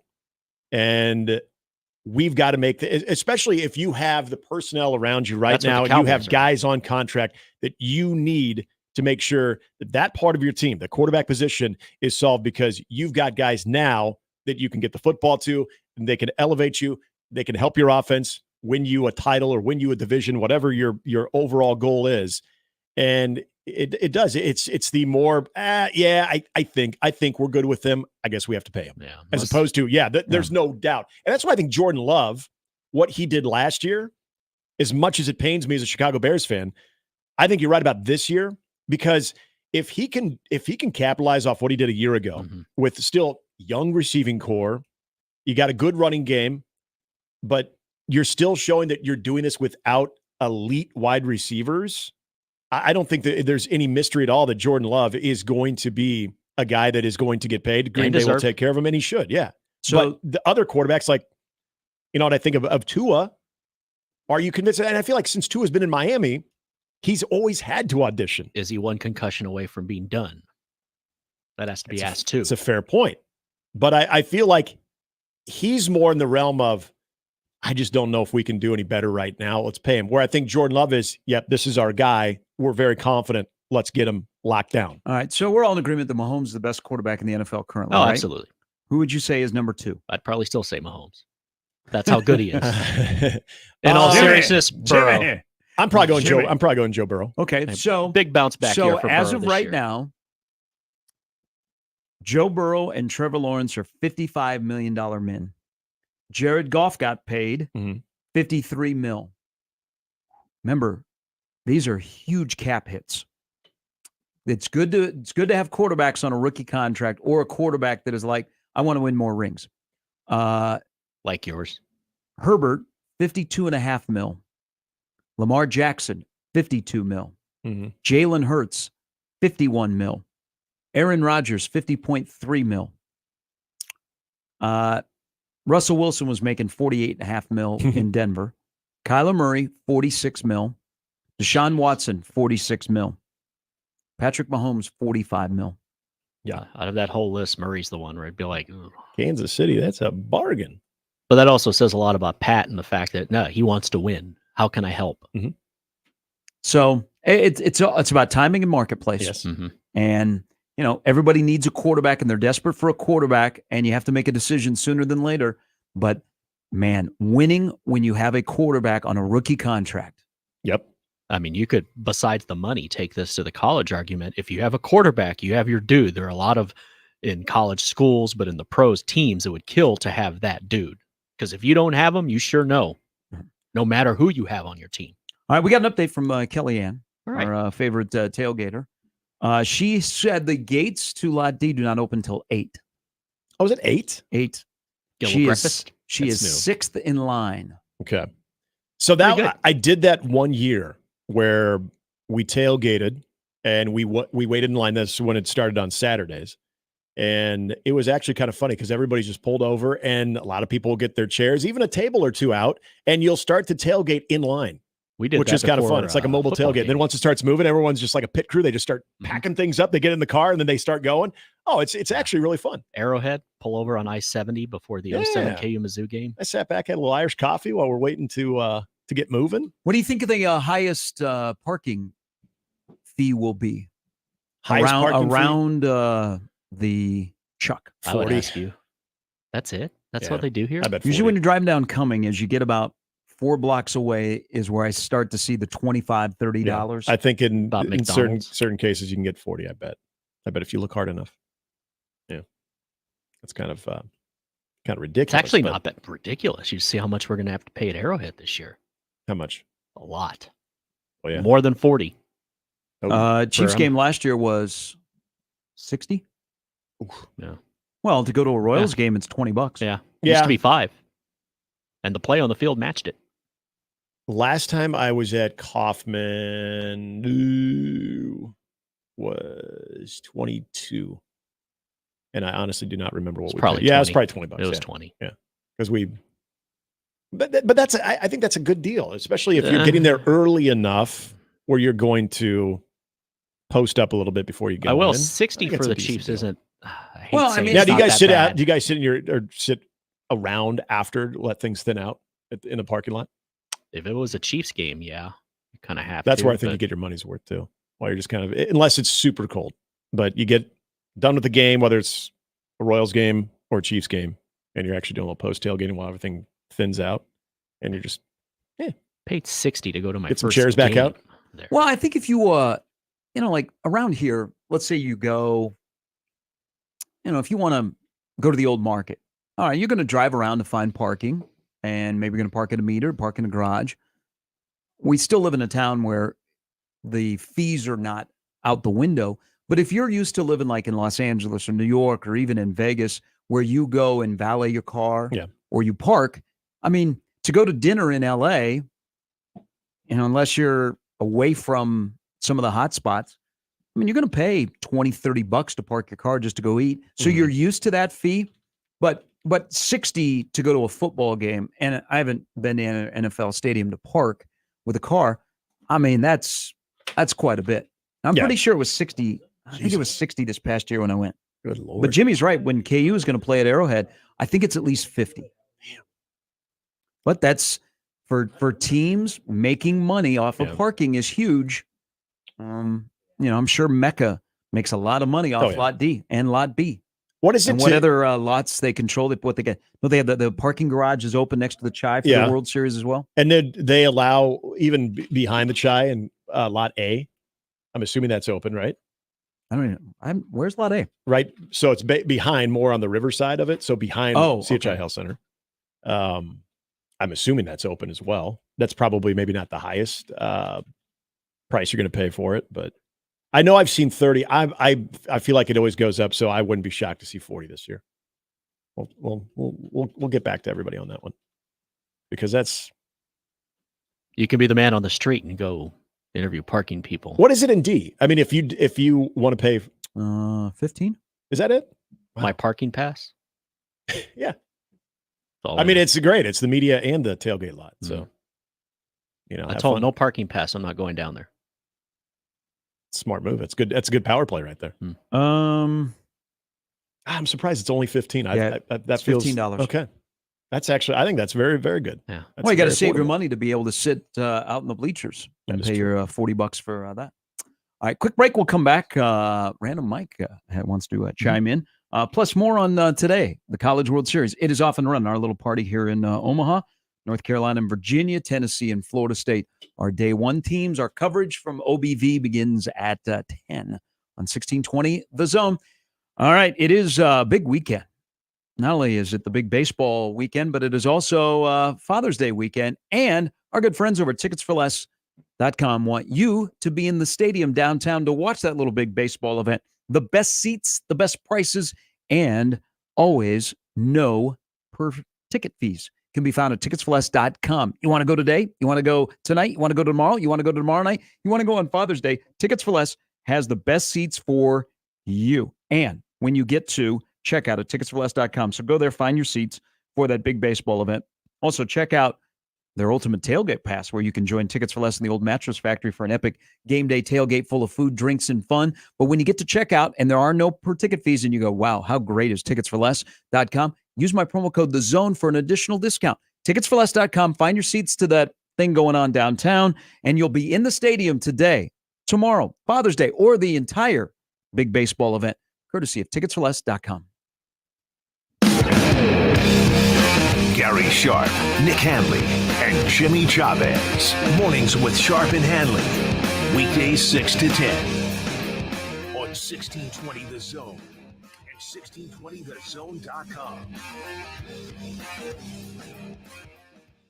The Connor Happer Show. Grant Brick's a smile. Yeah, what do you think's going on? It's very big. That looks like a guy who's just happy he ate 21 tacos. He really does look pleased with himself. The sunglasses, the giant sombrero, the whole thing. That guy walked over there from his house. I'd like to all-you-can-eat tacos, please. And then he just said, keep them coming. We're back, baby. The Connor Happer Show. Weekdays from 10 to 2 on 1620 The Zone. Your Omaha area forecast presented by Funplex Water Park and Rides from the KETV Newswatch 7 Weather Center on 1620 The Zone. Warm but less humid for Friday. Expect sunshine in the morning, then more PM clouds. There is a slight chance of an evening shower, though most stay dry. Better chance for scattered thunderstorms overnight. Highs in the upper 80s. I'm meteorologist Sean Everson from KETV Newswatch 7. 1620 The Zone. Traffic. From the Pyramid Roofing Time Saving Traffic Center. Heads up, we get a crash blocking the left 2 lanes on eastbound Dodge at 144th. It's also causing stop-and-go traffic from 168th. Also, heavy traffic starting to build up on northbound JFK from L to the I-80, I-480 interchange, and on westbound I-80 at the exit ramp 244th. A reminder that the College World Series starts today. First pitch is at 1 p.m. You can expect 12th Street to be closed between Cass and Mike Fahey, and Mike Fahey being closed between 10th and 13th. Be sure to buckle up, drive safe out there. I'm Joey Colbert. This time-saving traffic was brought to you by Fernando's. Mario Street Tacos or steak and chorizo queso blanco enchiladas can only be found in one place. Fernando's. Great Mexican food, awesome margaritas, and a wonderful family atmosphere. Fernando's, Omaha's favorite Mexican for more than 30 years. Welcome to this episode of RV Ready, brought to you by Leach Camper Sales in Council Bluffs. Looks like the open road is calling. Call me Rudy. Time's a-wasting, people. Mountains, lakes, rivers, campsites, all of it is waiting for you. I'm hearing you. Leach Camper Sales has the RV for you, and I am calling you out here. Sounds like people should head to leachcamper.com and check out the inventory, or just stop by Leach Camper Sales in Council Bluffs. And don't forget, the coffee's always on. Of course it is. Grandpa Dave here from Osted's Golf, helping the grandkids get their dad the perfect gift for Father's Day. Thanks for your help, Grandpa. Dad wasn't thrilled with the candy that we got him last year, but we sure liked it. Okay, kids, save up to $200 on clubs from TaylorMade, Callaway, Titleist, or Ping. We're up to 50% off name brand golf apparel. Buy 2 dozen Strixon balls, get one free. And dads love Osted's gift cards. Papa, we need a bigger allowance. Talk to your dad. Shop Osted's Golf for Father's Day. Don't miss out on half-off savings happening at NFM. Our huge in-stock selection has everything you're looking for and more. Get half-off suggested retail on furniture, carpet, and area rugs. Plus, hurry in for mid-year bargains. Get a reward card on select refrigerators. Save up to $1,500 on select TVs. Plus, save more when bundled with a sound bar. With 24-month financing on qualifying purchases. Friday through Monday only at NFM. Minimum monthly payments required. 18% APR. Some exclusions apply. See store for details. Every day, the Salvation Army helps those most in need in the Omaha Council Bluffs Metro. When natural disasters strike, when the cupboard is bare, when those recovering from addiction need support, and more, the Salvation Army is there to help. We invite you to connect with us online to learn about our services, volunteer, donate, or get assistance. You'll find links to our Facebook page and Twitter feed and much more information at salarmyomaha.org. The Salvation Army, doing the most good right here in the Metro. Are Nebraska craft beers and ciders important to you? Whether you just love Nebraska brewed beers and ciders or you're a full-fledged craft brewery, there are benefits to membership for anyone with the Nebraska Craft Brewers Guild. Their sole mission is to foster and help grow the Nebraska-centric brewing community. Become a member today at Nebraska.beer and help advance the craft beer and cider industry in the state of Nebraska. Find out more about the Nebraska Craft Brewers Guild at Nebraska.beer. This is the sound of a racing heart. It's beating a little faster because it belongs to a young child. But this child isn't in the middle of a close soccer game or playing with her puppy in the yard. Her heart is racing because she's just been told she has to move foster homes again. Change a child's story. There's a child waiting for a volunteer like you. Contact NebraskaCasa.org. Paid for by Nebraska Casa. How do you give hope to a child in the foster care system? It starts with your heart. That tug you feel in yours when you hear that children are waiting for a stable, loving voice to speak up for their best interests. And then it becomes your time. What started out as a feeling that maybe you could make a difference becomes the difference. Change a child's story. There is a child waiting for a volunteer like you. Contact NebraskaCasa.org. Paid for by Nebraska Casa. Introducing Modern Real Estate, the game changer in Nebraska's property market. With a competitive 2% commission rate, we're making buying, selling, and investing more affordable and transparent than ever. Our experienced agents blend local expertise with cutting-edge technology to provide top-notch personalized service to all clients. Don't settle for less when you can save big without compromising. Visit modernrealestateco.com and experience the future of real estate today. Modern Real Estate, redefining the way you do real estate. Join the Omaha Storm Chasers and celebrate the city we all love. Come to Werner Park for one of our community celebration nights, presented by PayPal. We'll highlight nonprofits from around our great community, along with food and drink specials, giveaways, and fundraisers. The team will also be wearing special Omaha-inspired jerseys. Tickets are available at OmahaStormChasers.com. That's OmahaStormChasers.com. Omaha Storm Chasers family. Everyone get on your feet, stir up the storm, we're family.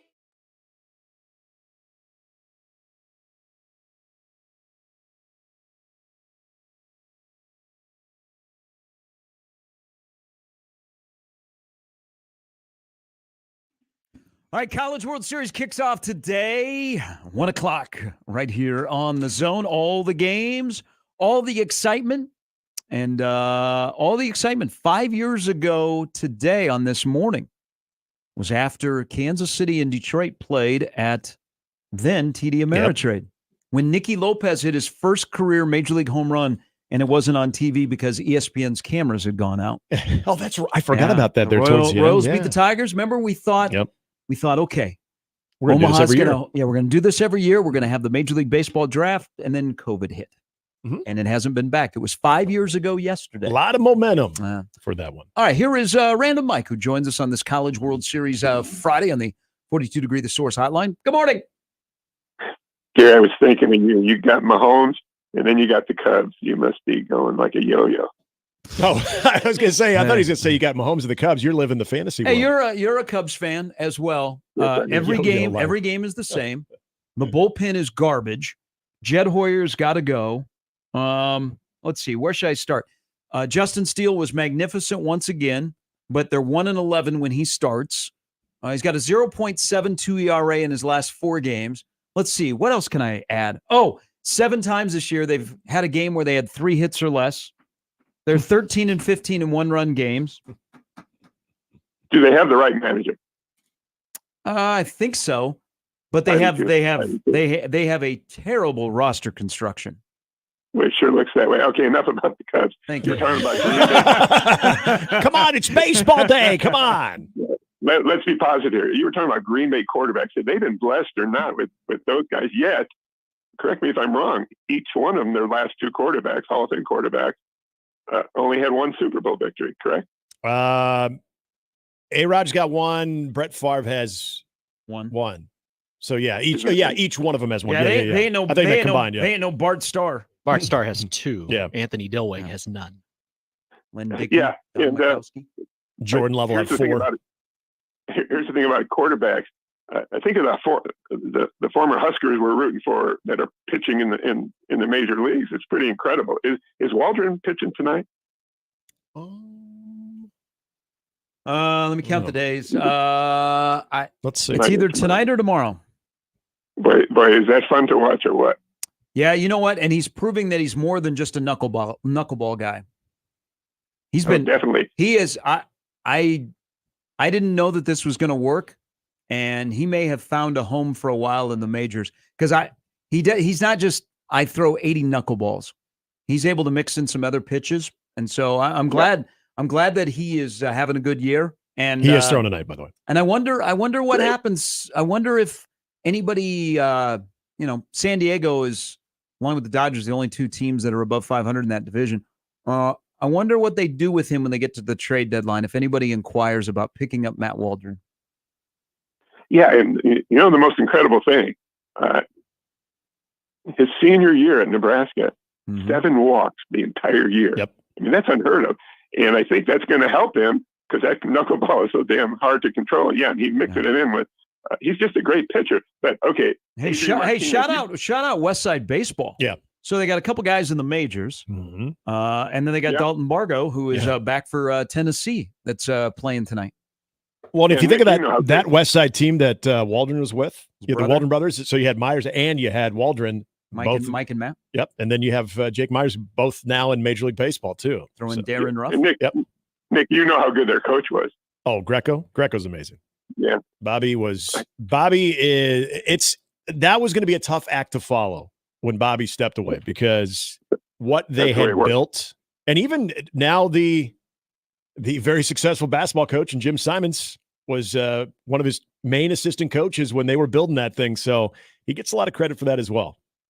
Hey, one more thing. Adrian Martinez, you guys probably know him pretty well, right? I mean, is that the easiest guy to root for? I've never heard a bad word about him, but isn't this so typical Adrian? He's got a key code to our building. Yeah, he wins MVP of the league, and then you don't know if he's going to start. But I thought he said he is going to start. He is starting in the championship game.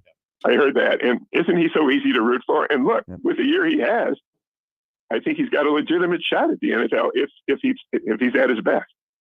Yeah, he's struggled the last couple of weeks. Right, exactly.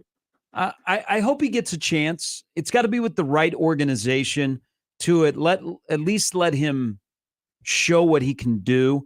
But I wouldn't be surprised if he's on a 90-man camp roster after the year he's had. I mean, MVP of that league. I just the last month he's kind of let one bad thing affect his next play, and he doesn't have the most patient head coach, and it doesn't help when that head coach is mic'd up, who just he goes hard on Adrian. So I hope Adrian bounces back and has a great championship game. And Birmingham, who their general manager is a local kid, and I say kid because I think he's 24 years old, Zach Potter.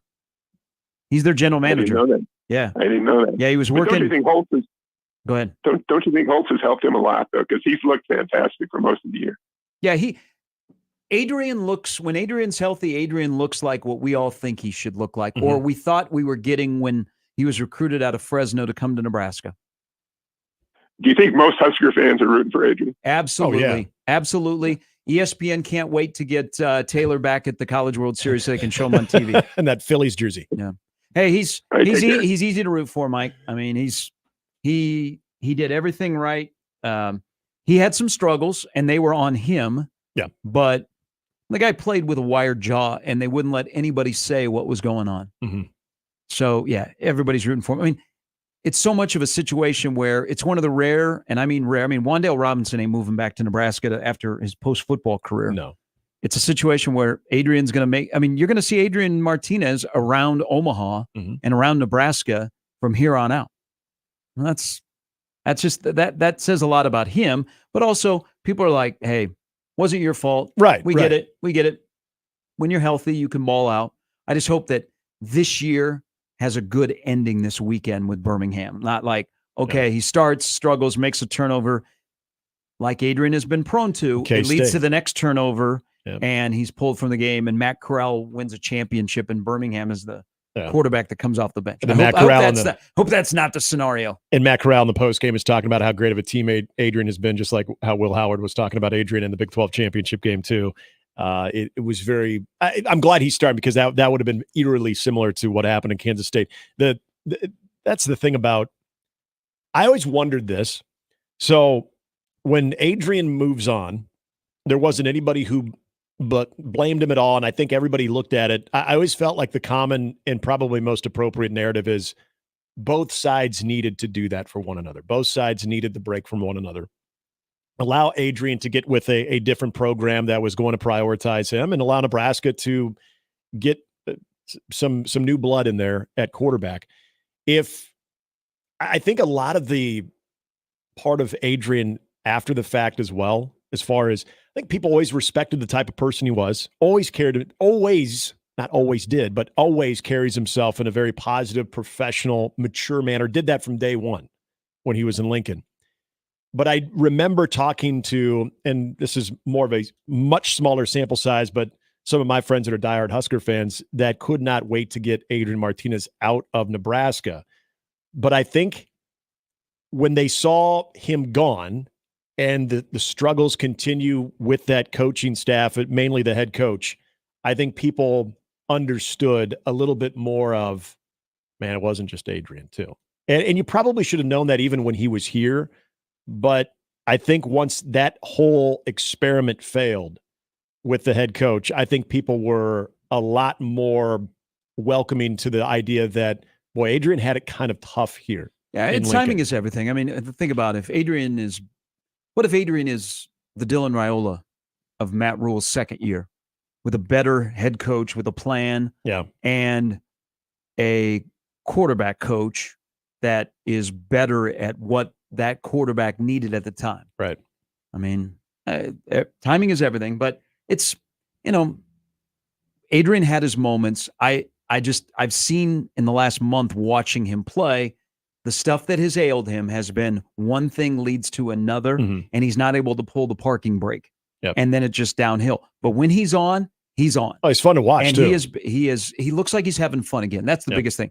It was a chore to play football at Nebraska at the end. Yeah. And then when he was at Kansas State and he was healthy, then you saw him.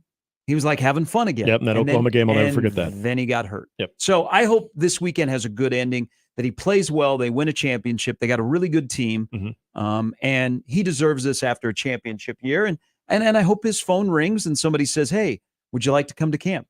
Last year he was with Detroit, didn't last very long. Maybe it'll last a little bit longer this year, and he'll be able to show in the right organization some of the things that he can do.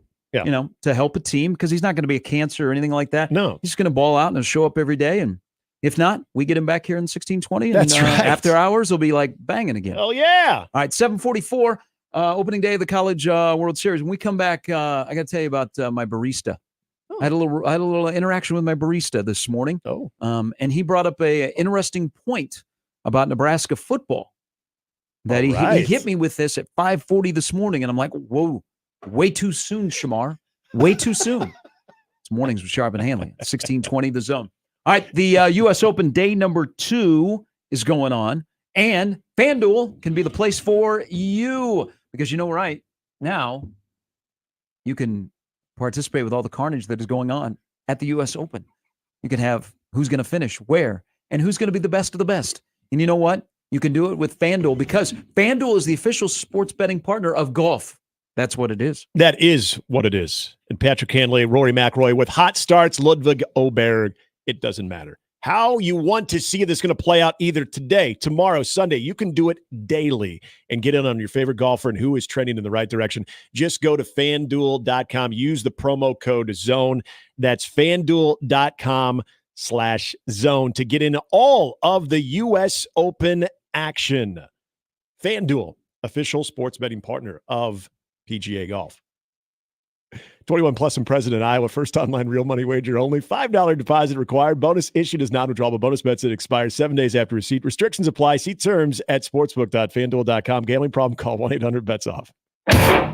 Mornings with Sharp and Handley on 1620 The Zone and 1620thezone.com with Gary Sharp and Nick Handley. For the Jays, the Huskers, and even you Jayskers, we are 1620 The Zone.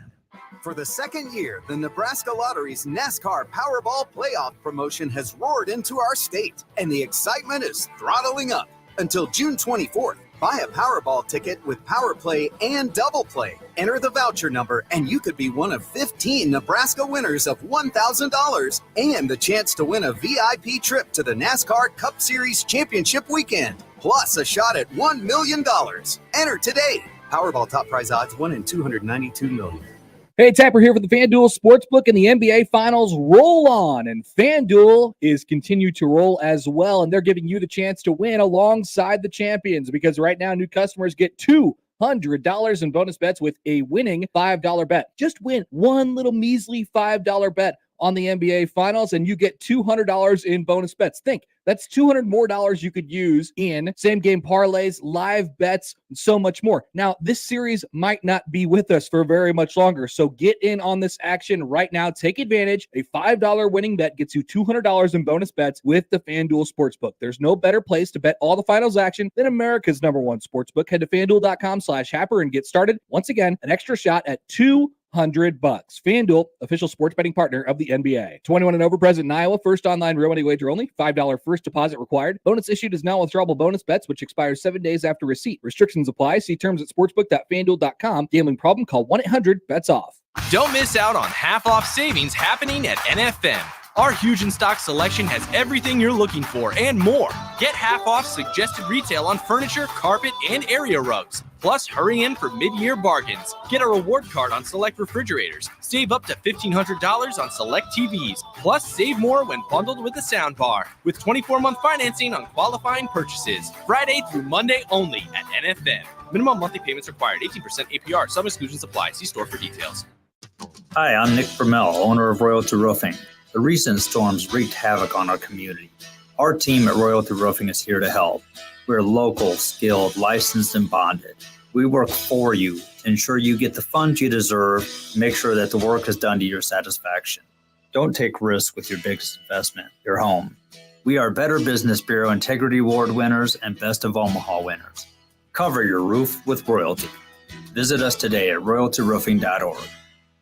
Hop into the driver's seat of a new Ford truck or SUV now at Baxter Ford. Choose from hundreds of new Ford F-150s, F-150 Lightnings, F-250s, and F-350s. Baxter Ford has over 250 new SUV models available, including Bronco, Bronco Sport, Escape, Edge, Explorer, Expedition, and more. Plus, all our vehicles come with fair, transparent pricing and no dealer fees. So you only pay for the vehicle, not the paperwork. Get started at BaxterFord.com.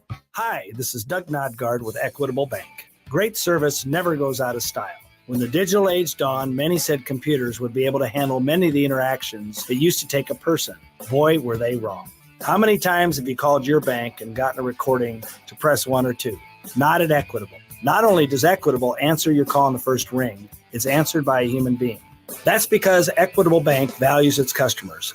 Equitable Bank, we take banking personally. Member FDIC. A fantastic fall fishing trip starts right now. Hi, I'm Crash Davis. I need you to go to ballardsresort.com and get signed up. You've heard me talking about it. You've asked me about it. Well, now is the time to get signed up. Only a few spots remain. Only a few days remain for us to have a great fishing adventure together at Ballards Resort in northern Minnesota. We're going to the Lake of the Woods. Get on the bus Sunday. We're back on Thursday, and it's cheaper than you could do for gas there and back hauling a boat. More details with ballardsresort.com. Get signed up today.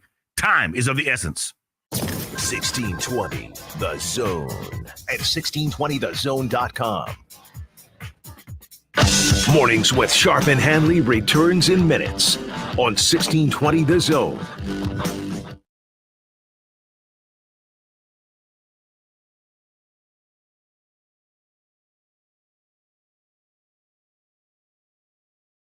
All right, welcome back in. Opening day of the College World Series. This is one of the best fields we've had in a while. Wide open, 4 from the ACC, 4 from the SEC. In the ACC, break the dominance of late of the SEC. We'll have a matchup tonight between Florida State and Tennessee.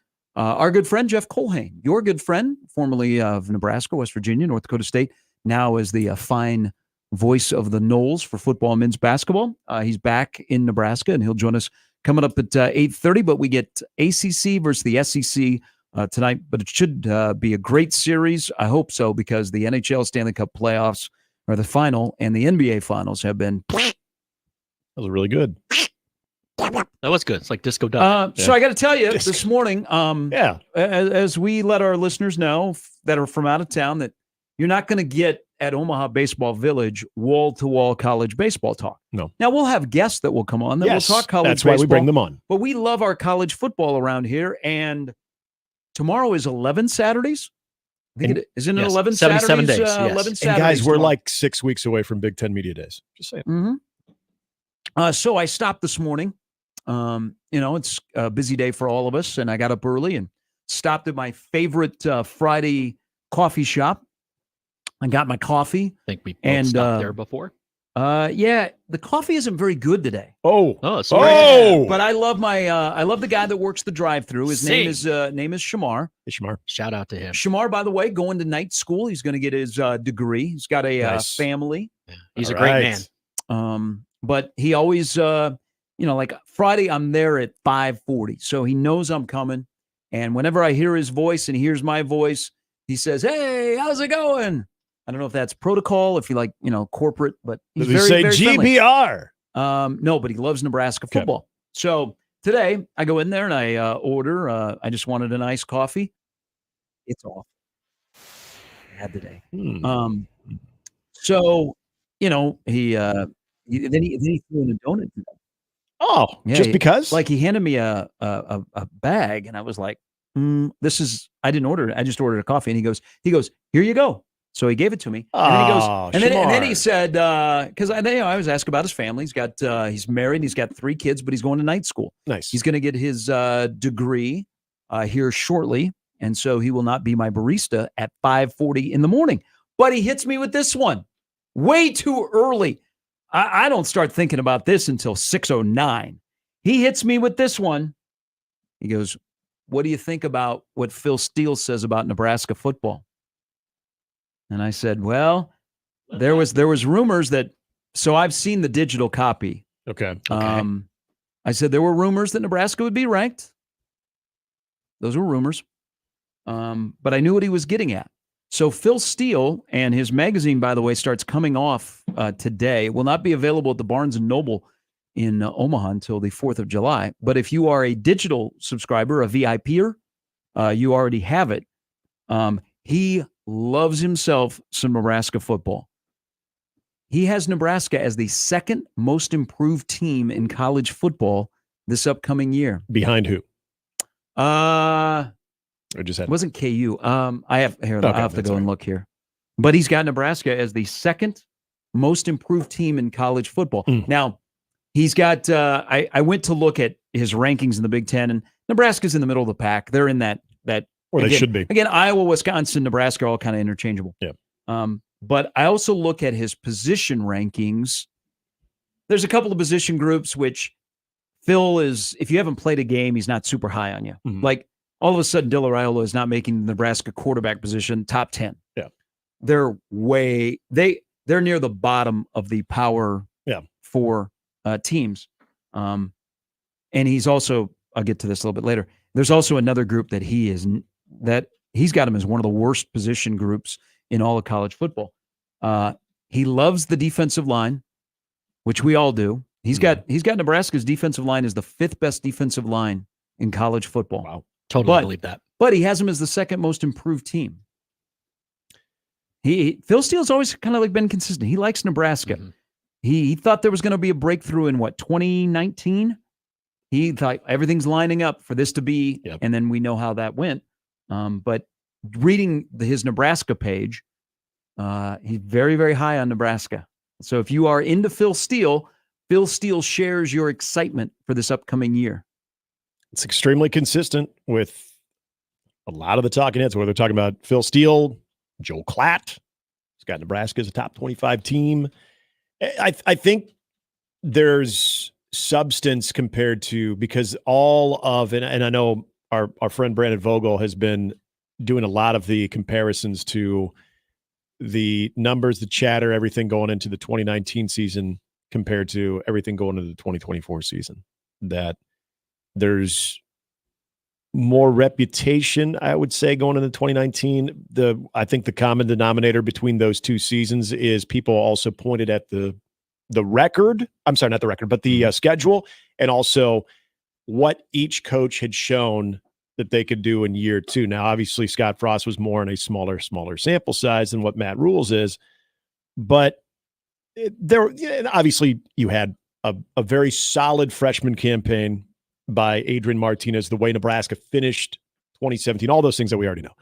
But the defensive part of it, I think, is where everyone, if they don't bring up Dylan Raiola and their excitement, and I'm talking more about the national folks, if they don't bring up the excitement level that they have with Dylan Raiola and the potential, not the what they know he'll be as a college quarterback, but the potential. If they don't start with that, they start with the defensive line. And there's a lot of reason, I think, there that you can say, yeah, that just makes sense. As the fifth best defensive line in college football, according to Phil Steele and what you're saying there.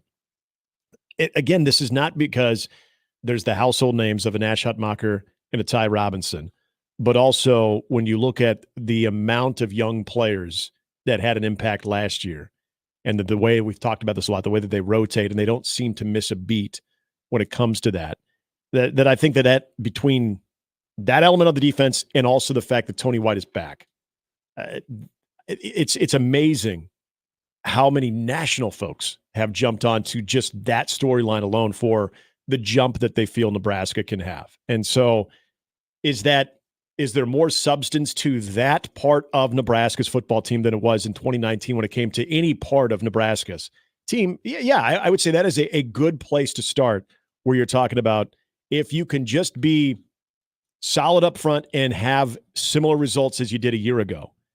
And then there's the whole, and again, this is we'll see. Then there's the whole turnover margin at some point that's got to come back down to earth for Nebraska. You would think that there's a good chance that can happen, but you just don't know. So there's still the unknowns, but I think there is a solid building block of saying, yep, right there, that's where you can jump off of this defensive line and how they use it, having the defensive coordinator and what that can be for this team is a great part to jump off. A little bit of it is you don't have any newbies, all right? Everybody that's going to play on the defensive line has been here before. Mm-hmm. But this is always a good question about building your team and having success. Is it going to be with the offensive line or is it going to be with the defensive line? Because these are the best. I'm including a little bit of the front seven. So when you include Nebraska's linebackers, they're not going to be top 10. But think about the best front sevens in college football this upcoming year. Why is Georgia so good? Because of the way that they recruit. That and business as usual. They're usually pretty good in the front seven. Yeah. They give people issues up front. Okay. They've got NFL dudes that are playing along the defensive line. And then they've got, they not only have the hulking run stuffers up front, they have linebackers that can cover in space and can rush the passer. And usually they're loaded. Yeah. Okay. So big reason why Georgia has been near the top. Then you look at Michigan and Ohio State this year are both going to have great front sevens. Ohio State defensively is going to be filthy. Notre Dame's going to be pretty good on the defensive line. And then another area where this is another element of my love for Kyle Whittingham, Utah usually year in and year out is pretty good on the defensive line or their front seven. So they're able to stop people. Penn State and Iowa usually are pretty good in the front seven. Alabama, usually pretty good in the front seven. So we could talk about, well, Nebraska will be back when they start getting offensive linemen and become All-Americans. And wasn't it with Brandon? I brought up that question the other day on the offensive line. But it may come down to, if you want to win in college football today, and those names and schools I rattled off, a lot of them have playing for national championships, is got to be good in the front seven. And Nebraska has got it where they're good in the front four. Linebacker, and I think, what did Phil Steele have as the linebackers? Well, he likes the linebackers as well, because I think he has Nebraska's linebackers in the top 20 in the country. Like they're towards 20, but they're still top 20. But if you want to be really good, the front seven is the way to go. And especially now in this conference, Iowa, Penn State, Michigan, Ohio State, all top 10 across college football in the front seven on defense. Yeah, and I like what you brought up of making the Georgia example of what makes their linebackers so tough. I remember even when go back to a guy like Roquan Smith and what makes him such a good linebacker at the NFL level too is your ability to stop the run first and foremost, but also you have that athleticism, that you're physical enough to stop on any type of running game, but also you can get out in coverage. And that's where you see the value. So if you've got a defensive line that is stymieing the run game, but also getting to the quarterback and being able to utilize their athleticism, getting out in space, getting out in perimeters, and being able to stop what we know the modern offense wants to do and utilizing speed, and you have something that can match that, I can buy that. I guess for me, I still think if you have a solid, consistent, reliable, it doesn't even have to be a dominant, but solid, consistent, reliable offensive line, the amount of things that you can do. That's not to dismiss what a front seven can do, because I would use the Iowa example. You can have a putrid offense, an absolute horrible offense, regardless of what your line looks like and doesn't look like. But if you have that part of the football figured out, to your point, I think that's probably the best example to make of being able to maximize what you have on your roster and being able to maximize what you can do from a win-loss standpoint is if you have that part figured out, because look at what they were able to do. Now, last year, Iowa also has some good DBs too. But you're right. The front seven, even on a bad year with their offense, that front seven alone is going to win them games. Hey, you can have all the offense in the world and also, because it's a freshman who hasn't started a game, Nebraska's quarterback position ranking and also lack of experience depth is near the bottom. He's not super high in wide receivers, which will change. It'd be great to have Phil Steele go back and adjust his rankings. He doesn't have wide receivers very high as well. Joe Burrow and Mac Jones are not playing football in college anymore. If you look at the way you've won national championships of late, and Nebraska is a ways away from being a national championship football program, but in terms of constructing how you want to get there, how did Georgia win national titles in 21 and 22? With their defense. How did Michigan do it in 23? With the defense. Yeah. What's Ohio State doing? Even though they have a huge collection of wide receivers, good running back room, what are they trying to do to win it in 24 and remake themselves? An overwhelming defense, especially up front. Yeah. So you can have your offensive line, you 1.9 million in the state that are offensive line coaches. I'm taking the next step for Nebraska is how good are you in the front seven on defense? Particular the front four, but then add the three linebackers. If Nebraska can get to a point where it's not just the defensive line that is considered to be top 10, but if they can throw in the linebackers and you're in the top 10 in your front seven, then you're cooking with peanut oil, and you better start winterizing Memorial Stadium because you might be hosting a game in December.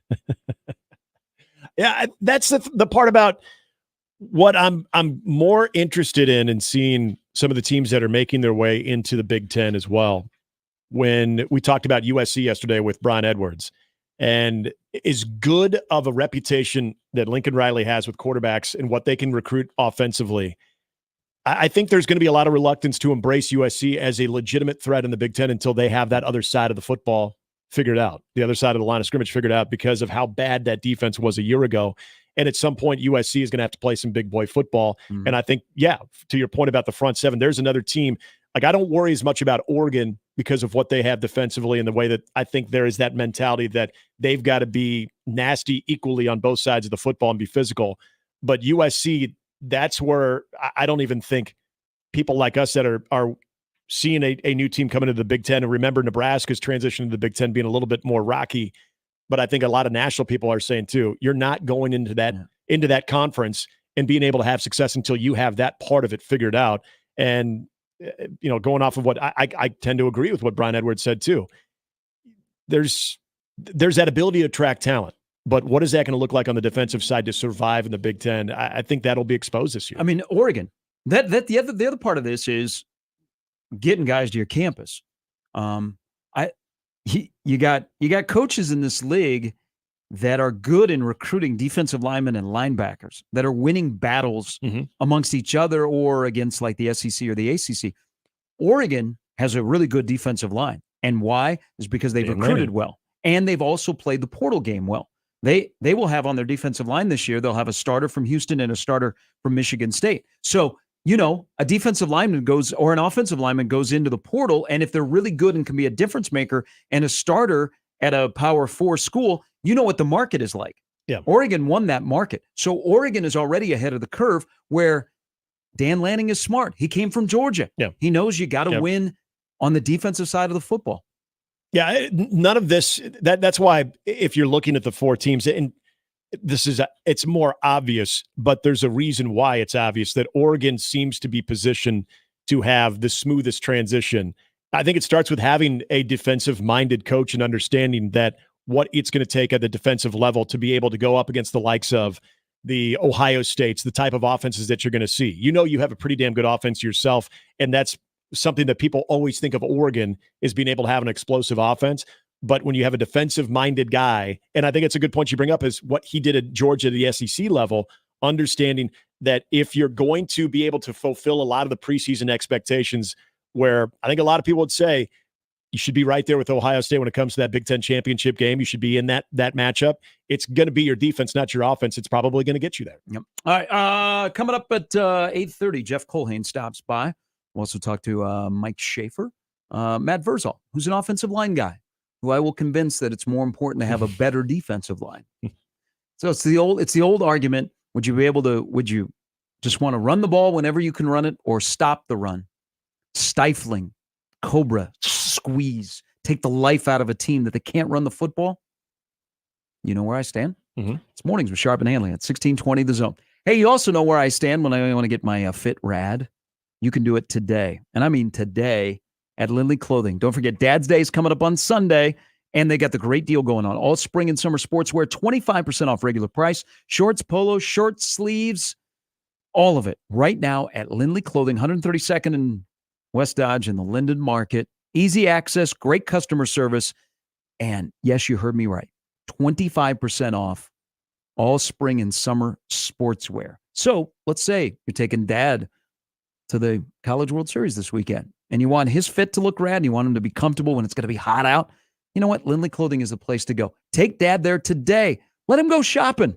And don't forget, not only is it 25% off all spring and summer sportswear, you mention my name or The Zone, and you'll get a free gift with a purchase of $25 or more. It's Lindley Clothing, conveniently located 132nd and West Dodge in the Linden Market. More with Gary and Nick after this on 1620 The Zone. Live from the Host Coffee Studio, this is 1620 The Zone. 1620 The Zone. Traffic. From the Pyramid Roofing Time Save Traffic Center.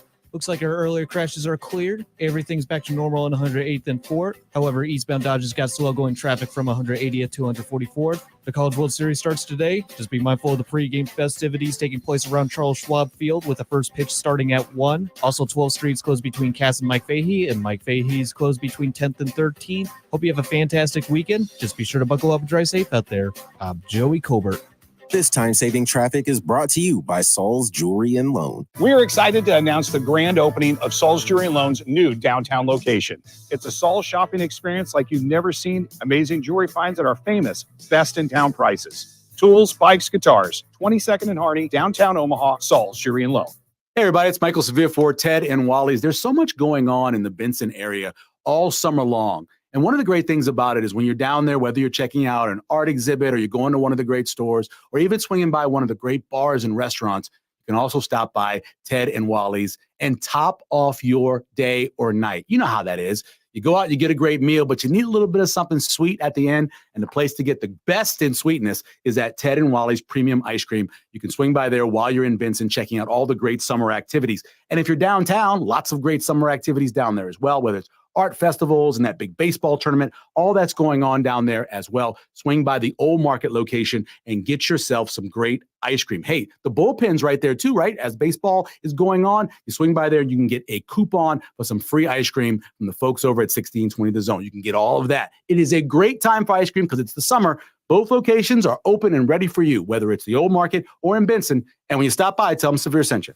Start your engines. Joe's Indoor Karting in Council Bluffs is off the charts crazy. Joe's Karting is fast-paced, adrenaline-pumping, wheel-to-wheel racing action at over 40 miles per hour. The only speed restriction on these karts is how good you are. Joe's Karting is located just a couple of blocks north of Bass Pro Shop and directly east of AMC Theater in Council Bluffs, Iowa. Go watch a movie. Come race at Joe's. Planning a bachelor party, graduation party, or just a night out with friends? Go to Joe's. Remember, Joe's Karting is your place to race.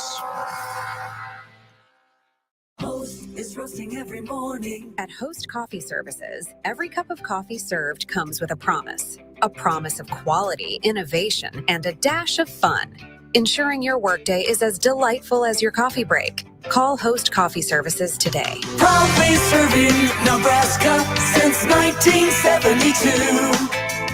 Host Coffee Services is always roasting something good for you. Don't answer that. It's another roof gypsy ringing the doorbell. They are attempting to capitalize on the misfortune that Mother Nature has thrown your way. Make the right call to a trusted company that has faithfully served the Omaha area for over 35 years. The Rooferees at John Higgins Weather Guard. For roofing, siding, and gutter repair, make the right call to John Higgins Weather Guard. John Higgins Weather Guard, the home of the Rooferees. Make the right call. Get ready to experience the excitement of college baseball's championship series in Omaha with Tickets for Less. Use promo code THEZONE to get exclusive savings on tickets for this year's games at ticketsforless.com. Every seat holds a story. Find yours with no service fees at ticketsforless.com. Seasons change. Why not your tech? Upgrade now during the Dell Technologies Summer Sale event and save on select PCs like the XPS 16, powered by Intel Core processors. You'll be able to bring your most intensive projects to life with built-in AI, minimalistic design, immersive visuals, and cinematic audio. When you shop online at Dell.com/deals, you'll have access to exceptional tech and electronics plus free shipping on everything. Amazing prices await you for a limited time only at Dell.com/deals. That's Dell.com/deals. Join the Omaha Storm Chasers and celebrate the city we all love. Come to Werner Park for one of our community celebration nights, presented by PayPal. We'll highlight nonprofits from around our great community, along with food and drink specials, giveaways, and fundraisers. The team will also be wearing special Omaha-inspired jerseys. Tickets are available at omahastormchasers.com. That's omahastormchasers.com. Omaha Storm Chasers family. Everyone get on your feet, stir up the storm with family. Tickets for less. Best seats, best prices, no service fees. Shop ticketsforless.com. KOZN Bellevue, Omaha, Council Bluffs. This is 1620 The Zone. Now back to mornings with Sharp and Handley on 1620 The Zone.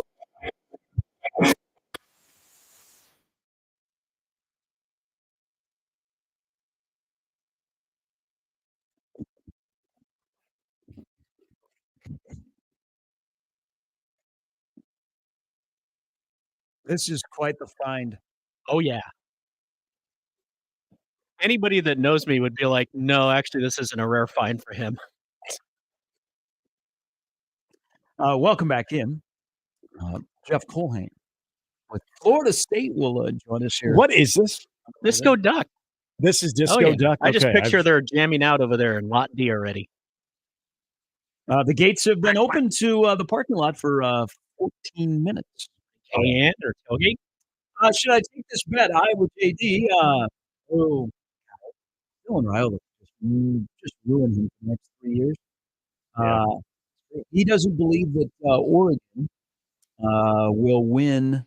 Let me just get it right here. All four Pac-12 teams coming in will get a rude awakening. Not one of them will hit double-digit wins in year one. Ooh. Well, there's only one that would be of consideration, and that is Oregon, which I think Oregon will be in the playoff. So he has put out a bet, steak dinner at Twisted Tail. Should I take it? Looked at their schedule. Would that make our list? See, I'm just saying in the playoff. Oh, in the playoff? Yeah. Well, Oregon will be in the Oregon playoff. make the playoff, yeah. Because I think they're going to finish Dylan at the very least second. Dylan Gabriel will have a monster year for Oregon. Let's see. I'm looking at the schedule.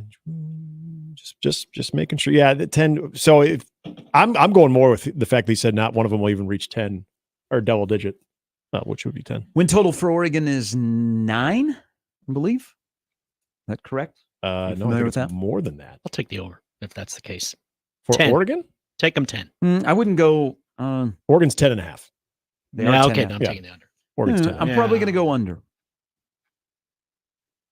I'd give them 10 and 2, but I'm not doing 11. Yeah, 10 and 2. Okay. Yeah. All right. Welcome to the Big Ten, Dan Lanning. Should have kept that song Now, going, I guess. I'm a huge fan of Dan Lanning. He's a hell of a recruiter. He's got a bag in Eugene. There is still the in-game stuff. He has a tendency to let Dan Lanning get in the way of Dan Lanning during games. And if he can overcome that, watch out.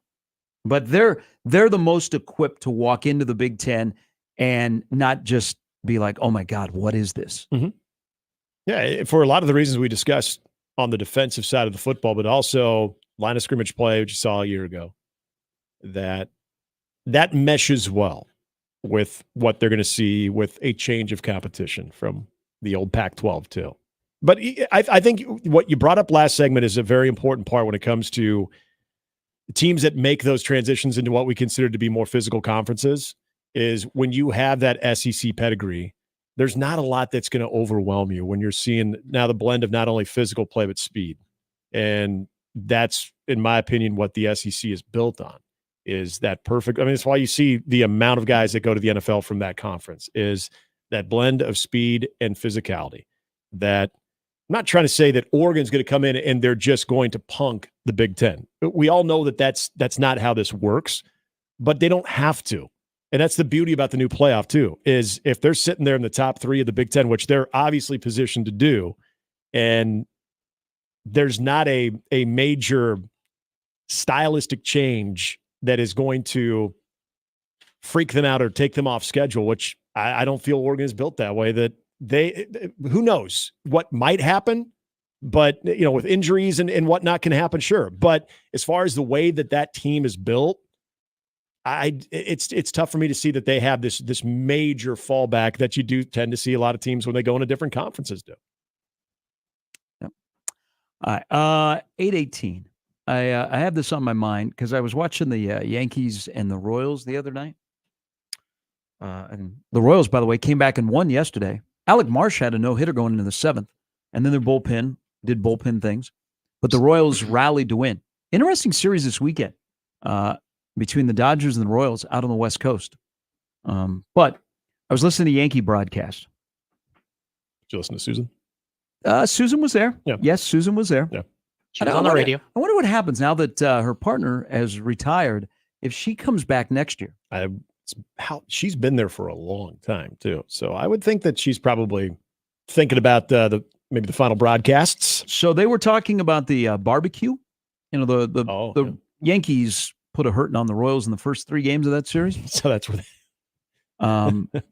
but they were talking about eating Kansas City barbecue. But they said they were mashing some barbecue. Oh. Do you mash barbecue? Only potatoes. No, that's about it. You crush it. Yeah. You inhale it. You crush barbecue. You savor it. You don't mash it. You eat it. You become it. Like when you attack a barbecue meal, do you mash it? Because they said we were mashing some barbecue. Because they said just like what the Yankees are doing to the Royals pitching, we are mashing barbecue. I lived there pretty much for over 20 years. We never mashed any barbecue. I know when I inhale don't think that's anything, an East Coast term. No. And I understand they're trying to make the parallel to what was going on the field, but you could still be successful in doing so by saying crush. Speaking of burn-ins, we've burnt their pitching. Do this all day. That would be funny. Like your whole thing is a barbecue thing. Yeah. And especially when you've had I won't say it was laughable series for the first 3 games, but where you've been in control, that you could probably go ahead and just like go down sausage, that they route. put the Royals through the meat grinder. Ooh. Remember, I used to be a broadcaster. You could have been an executive producer of that broadcast, just hand them one after the Bobby Witt Jr. slid into second base like the meat slid off the ribs. Yes. At Joe's Kansas City, in 4 locations of the Kansas City metro Did area. they mention any particular establishments? No. Okay. Yeah. They just all day, all trip long, they'd been mashing barbecue. No, Said the New Yorkers, they we went have to KC Masterpiece. mashed some barbecue. I'm going to say crushed. See, crushed. You could do crush. Crush is when I inhale any Giancarlo food. Stanton. Yeah, you can use crush, and you could still talk about Yankee hitters crushing the fastball. Just like you crushed those ribs last night, Susan. I did. Yeah, mash just no. I'm not feeling that one. Not for it really any type of food when I'm mashing. I just mash that. You only mash it if you can no longer chew. Like when you're in the that's what I'm parking lot thinking. at Lot D today and you're standing around, you're at a tailgate and they're having barbecue. Go, man, I just can't wait to mash some barbecue. Yeah. Just see what the reaction is. Unless we're talking about potatoes. That's the only appropriate time to talk about mashing any type of food. But yeah, crush, fine. Or cherry mash if you stop and get those while you're buying your stuff. Well, that's going old school. I haven't heard a cherry mash reference in a long time. You eat it on your Davenport. Will it be covered in plastic? Both, yes. Don't move. You'll crinkle. What are we going to do as our grandparents get a little bit older and they no longer need that Davenport that is covered in plastic?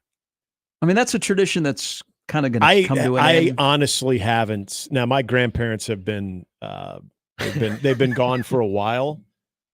I don't even know the last time I saw a Davenport or couch covered in plastic. It was at an old person's house. I know that. Oh, I will. Have you seen him? Yeah. My dad's mom, who I didn't know very well, my grandma on that side. She had plastic on the couch, and she and her house smelled like mothballs.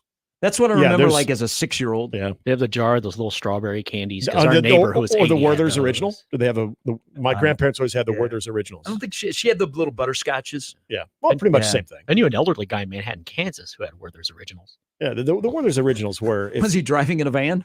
No, he worked at the university. Well, yeah, and he coached football. Hey, he was really good. He was a good football coach. Yes, he worked in athletics. Did you ever try to take a nap on the plastic on the couch? No, the only thing I remember about this is it makes too much noise because my skin got stuck on it. Yeah, and it like hurt to get up from the couch. Jim said you can mash some whiskey. Yeah, there you go. That's what I think of. I think of either potatoes or whiskey. I definitely the Yankee don't think broadcasters think you can go to Kansas City and mash barbecue. No, for whatever reason, this is where my mind goes. It makes me think that they're all of a sudden taking the brisket and they're taking some type of maybe some cheesy potatoes or something that are mashing it together, then they're eating it. I'm going to use this Don't line. use mash. I'm going to use this line today. I think you're going to get some looks.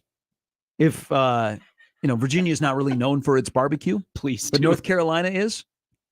I'm gonna weave this into the broadcast today. You should. Bishop will have no idea it's coming. Yep. Oh, except he knows you, so he'll be like, yeah, that's about right. Listening to you guys, but not everybody knows us. So we're national. Yeah. So they don't know our sarcasm and listening to you guys right out of the gate last year. It was terrific. I was probably at least once an inning was vocally like laughing like out loud. Yeah. It's actually the only baseball I listened to. I was just hoping you guys would maybe at some point, if this was the problem about having really good games last year, especially that first weekend. We couldn't tell stories. Yes. Right. I wanted to hear some old broadcast house stories. We didn't do that on the national broadcast, did we? No, you didn't. I just wanted to hear some. Might that be a night game deal? You weren't sure. You're like, did we? I don't know. I don't know if the folks in Winston-Salem want to hear about that, but I did. Wait till we tell you about Lisa Warner. See, if you only would have been, that's exactly what I'm talking about. That guy mowing his lawn in Greensboro is like, wow, that sounds like an interesting person there in Nebraska. Yeah, see if we get into those 17-run ball games with no 10-run rule, you could really go down the broadcast house stories. We go to the fifth, and then everybody in the outside of the market would feel like they were part of the experience as well. It's all about connecting with Wait the till listener. you get Ferris wheel discussion. Yep. That'll be coming your way about 1:15 today. And we go to the bottom of the first. How about that Ferris wheel? Wake up tomorrow morning. How come Gary and John are on awful announcing? What happened? What did I miss? So you'll get mashing. Can I? Oh, that's right. I gave you one. Yep. Give me. Yeah. Give me So one. can we? Let's see. Do you want a buzzword or a phrase? I want a phrase. A phrase. Okay. Can you get in? Gosh, I got to think about this. You're putting me on the spot here. Are you trying to keep it wholesome? No, because I feel like. Well, you got. I mean, someone. I got to remember. Too... This is a national broadcast. This isn't a local broadcast that also is going to be picked up by Flow More Sports. Paula Poundstone, less Rodney Dangerfield. Can you get me a Storm the Beach in Normandy? Too soon. No. Okay. Yeah, too soon. We're only. It was a week ago. Okay. Yeah. Stormtroopers, yes. Storming the beaches in Normandy, no. Okay. All right. You'll come up with something. I will.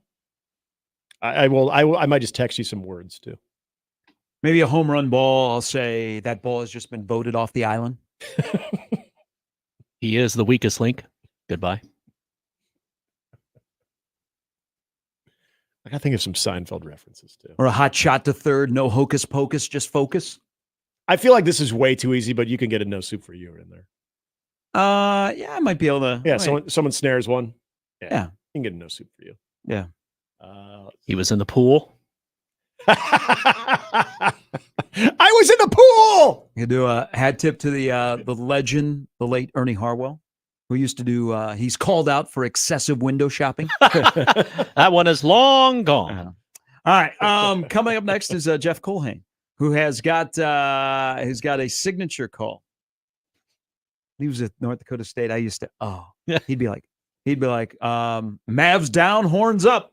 Oh, and that's why they kept you on the opposite ends of the scores table. But the extremely talented Jeff Colhane is going to join us. We'll talk a little Florida State baseball. It's a great story. 11 is not here with Florida State. Mike Martin, who has passed away, but is one of the greatest legends in the history of college baseball, never had a dog pile in Omaha. Florida State team's not bad, and his starting shortstop back in the 90s is leading them. They made a great hire in Link Jarrett. We'll learn more about Florida State, who plays Tennessee tonight. Speaking of Tennessee, end of the show. If you missed it yesterday, we'll let you hear how Tony V is getting his team ready as the #1 national seed. Mike Schaefer, Matt Verzal as well on 1620 The Zone. You get a lot of junk in your inbox. This one, not junk at all. 1620 The Email. Exclusive content, contests, other stuff probably. Subscribe today at 1620thezone.com. Your Omaha area forecast presented by Funplex Water Park and Rides from the KETV Newswatch 7 Weather Center on 1620 The Zone. Warm but less humid for Friday. Expect sunshine in the morning, then more PM clouds. There is a slight chance of an evening shower, though most stay dry. Better chance for scattered thunderstorms overnight. Highs in the upper 80s. I'm meteorologist Sean Everson from KETV Newswatch 7. 1620 The Zone. Traffic. From the Pyramid Roofing Time Saving Traffic Center.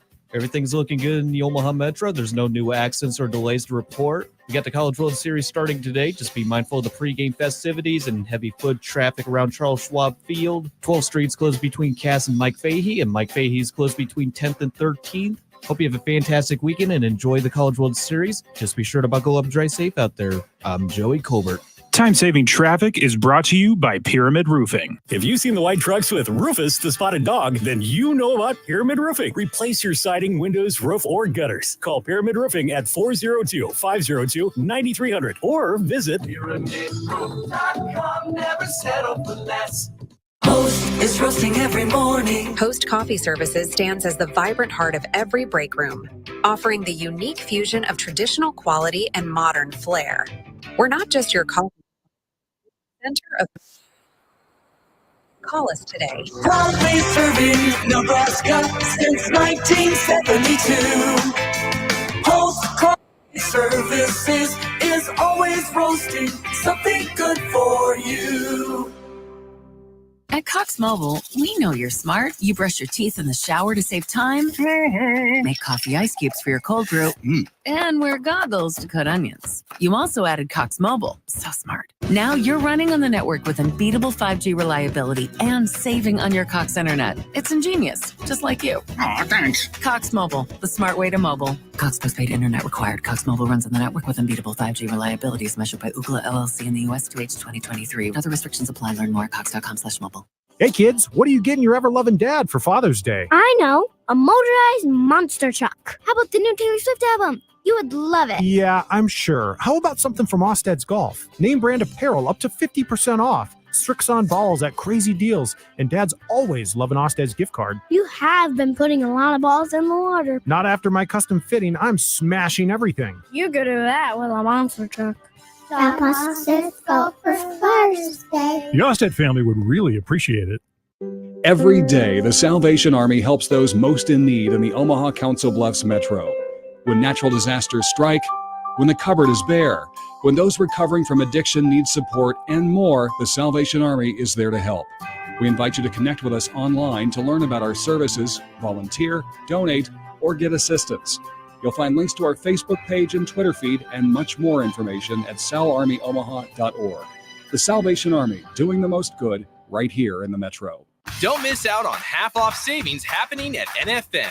Our huge in-stock selection has everything you're looking for and more. Get half-off suggested retail on furniture, carpet, and area rugs. Plus, hurry in for mid-year bargains. Get a reward card on select refrigerators. Save up to $1,500 on select TVs. Plus, save more when bundled with a sound bar. With 24-month financing on qualifying purchases. Friday through Monday only at NFM. Minimum monthly payments required. 18% APR. Some exclusions apply. See store for details.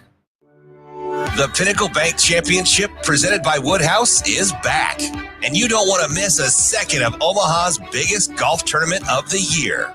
Join us August 5th through the 11th to catch the action as players battle their way towards the PGA Tour. Plus, enjoy events like RSM Youth Day, the Patriot Outpost, and the Live and Loud Concert Series. Secure your tickets today at thepinnaclebankchampionship.com/tickets. Funplex asked an AI assistant where you find ultimate summer fun. And, well... Funplex, Nebraska's largest water park and rides, now with the brand new spinning, tilting Wipeout. Tasty treats, special events, private cabanas, and more. Probability of unforgettable fun, 100%. Funplex is the best choice for an all-in-one day of summer excitement. So, see you at Funplex then? I am a language model. Yeah, fair enough. Get your human tickets at fun-plex.com. Let's go! A fantastic fall fishing trip starts right now. Hi, I'm Crash Davis. I need you to go to ballardsresort.com and get signed up. You've heard me talking about it. You've asked me about it. Well, now is the time to get signed up. Only a few spots remain. Only a few days remain for us to have a great fishing adventure together at Ballards Resort in northern Minnesota. We're going to the Lake of the Woods. Get on the bus Sunday. We're back on Thursday, and it's cheaper than you could do for gas there and back hauling a boat. More details with ballardsresort.com. Get signed up today. Time is of the essence. Equitable Bank. We take banking personally. EquitableOnline.com. And we're back. Mornings with Sharp and Handley. Here's Gary, Nick, and Jimmy on 1620 The Zone. Whoa. Well, there used to be a time around here you never play that. Maybe like in the 90s. But Florida State, they're going under the lights tonight. Tennessee. And our good friend, the voice of Florida State football and men's basketball, Jeff Culhane, joins us. Good morning, my friend. What's up, guys? Man, it's like the brothers getting back together here. Family, what's happening with Oh, the kids? hey! Let's go. It is. Hey, first and foremost, can you rattle off the Fairbury brand hot dog spot for us right now? It's a tradition of Wimmer's Meats, gentlemen. Now, do you realize, Culhane, when I started the baseball broadcast in 2016, and I got to say, it might have been up until COVID, that your voice, that spot was still running. Yeah, I get royalties? Legacy. Number one, I'm a fan, right? I love them. Two, I would love if Fairbury brand hot dogs can ship to Tallahassee. I'm all in. Let's make sure we get that happening, huh? For people that have followed your career, and it is on a high trajectory from Morgantown to Fargo to Tallahassee. How are things for you and your growing family down there in Tallahassee? Yeah, Gary, appreciate that. Things are great. We're loving being a part of the Seminole family, and a lot of similarities with FSU fans and Nebraska fans, quite honestly, and very welcoming. Love their teams, passionate about who they are and their programs and their student athletes and coaches, and it's been a blast. We've got two young boys, Alexander, who turns 5 on Monday, Everett, who turns 2 next Sunday. Wow. And so we're right in the middle of that right now. My wife, Sarah, is a rock star and, has allowed us, to chase my dreams essentially as a family. And so I got to tell you, flying in Wednesday with the team, flying over the Missouri River into Epley, it felt like it took me back to like 2009, 2010, all those trips, on Nebraska baseball trips, football. And it felt like I kind of went back in the time space continuum or whatever, back to when I was here in the good life. And so a lot of memories, and it's awesome to be in Omaha, a very special place, obviously. You've been around high-level football with not only where it started in Nebraska, but also the run North Dakota State had. Basketball, you've had a lot of success and been around a lot of success when it comes to that. You mentioned, though, the baseball broadcast, too. When you get here, you know what's going on. You know the team that you're the voice of is part of it. There's always something I always feel like with broadcasters that have done baseball for more than a handful of years that will tell you there's just something different with baseball. Are you in that group where there's just something different about a baseball broadcast compared to the other ones that you obviously love, but there's that thing with baseball? Yeah, no doubt. I mean, everybody asks, right, which one do you love calling the most? And it's hard to answer. Football is such a huge event. You don't get many of them. And obviously football's, in a lot of ways king in so many decision-making conversations right now in the world of college athletics and for fans. And, basketball is so high-paced and back and forth and a ton of action. And if you're fortunate enough to get to the NCAA tournament, that's obviously a very special time to be a part of. But baseball, I think, almost allows you to be you more than anything. And it allows you to kind of drift away from all the action, because baseball at times can be a game that's a little slower than what you're wanting it to be from a movement standpoint. And so you get to kind of do your own thing, maybe turn into a little bit of a show, and you start talking about, what's going on down the first base line. And, when was the last time you had some popcorn at the park, and tell a story about, your favorite place to eat in Omaha while you're at the CWS. And so, it is. There's a different feel to it. And certainly when you're here and you step on the playing surface at the Chuck, there's a spiritual type of vibe as well. And you get to see it in the eyes of these coaches and these players. It takes them back to when they were 6, 7, 8 years old, all at once, when the first time they step on this playing surface. And it's not trying to be too corny here, but it is. There's a little bit of a hollowed ground feel to it. And man, it is. It's a special thing. Hey, you get to, as Jeff Colhane is joining us from Florida State and doing football, men's basketball, and then Eric Llewellyn, who is does baseball. So it's a great crew. But you get to work with Mike Norvell. You get to work with Leonard Hamilton, the basketball coach. But you also have gotten to know Link Jarrett. And it's not easy to replace a legend. And 11, his son tried to do it. It didn't work out. They had to move on. Link Jarrett is a Knoll. He's come back after success at Notre Dame.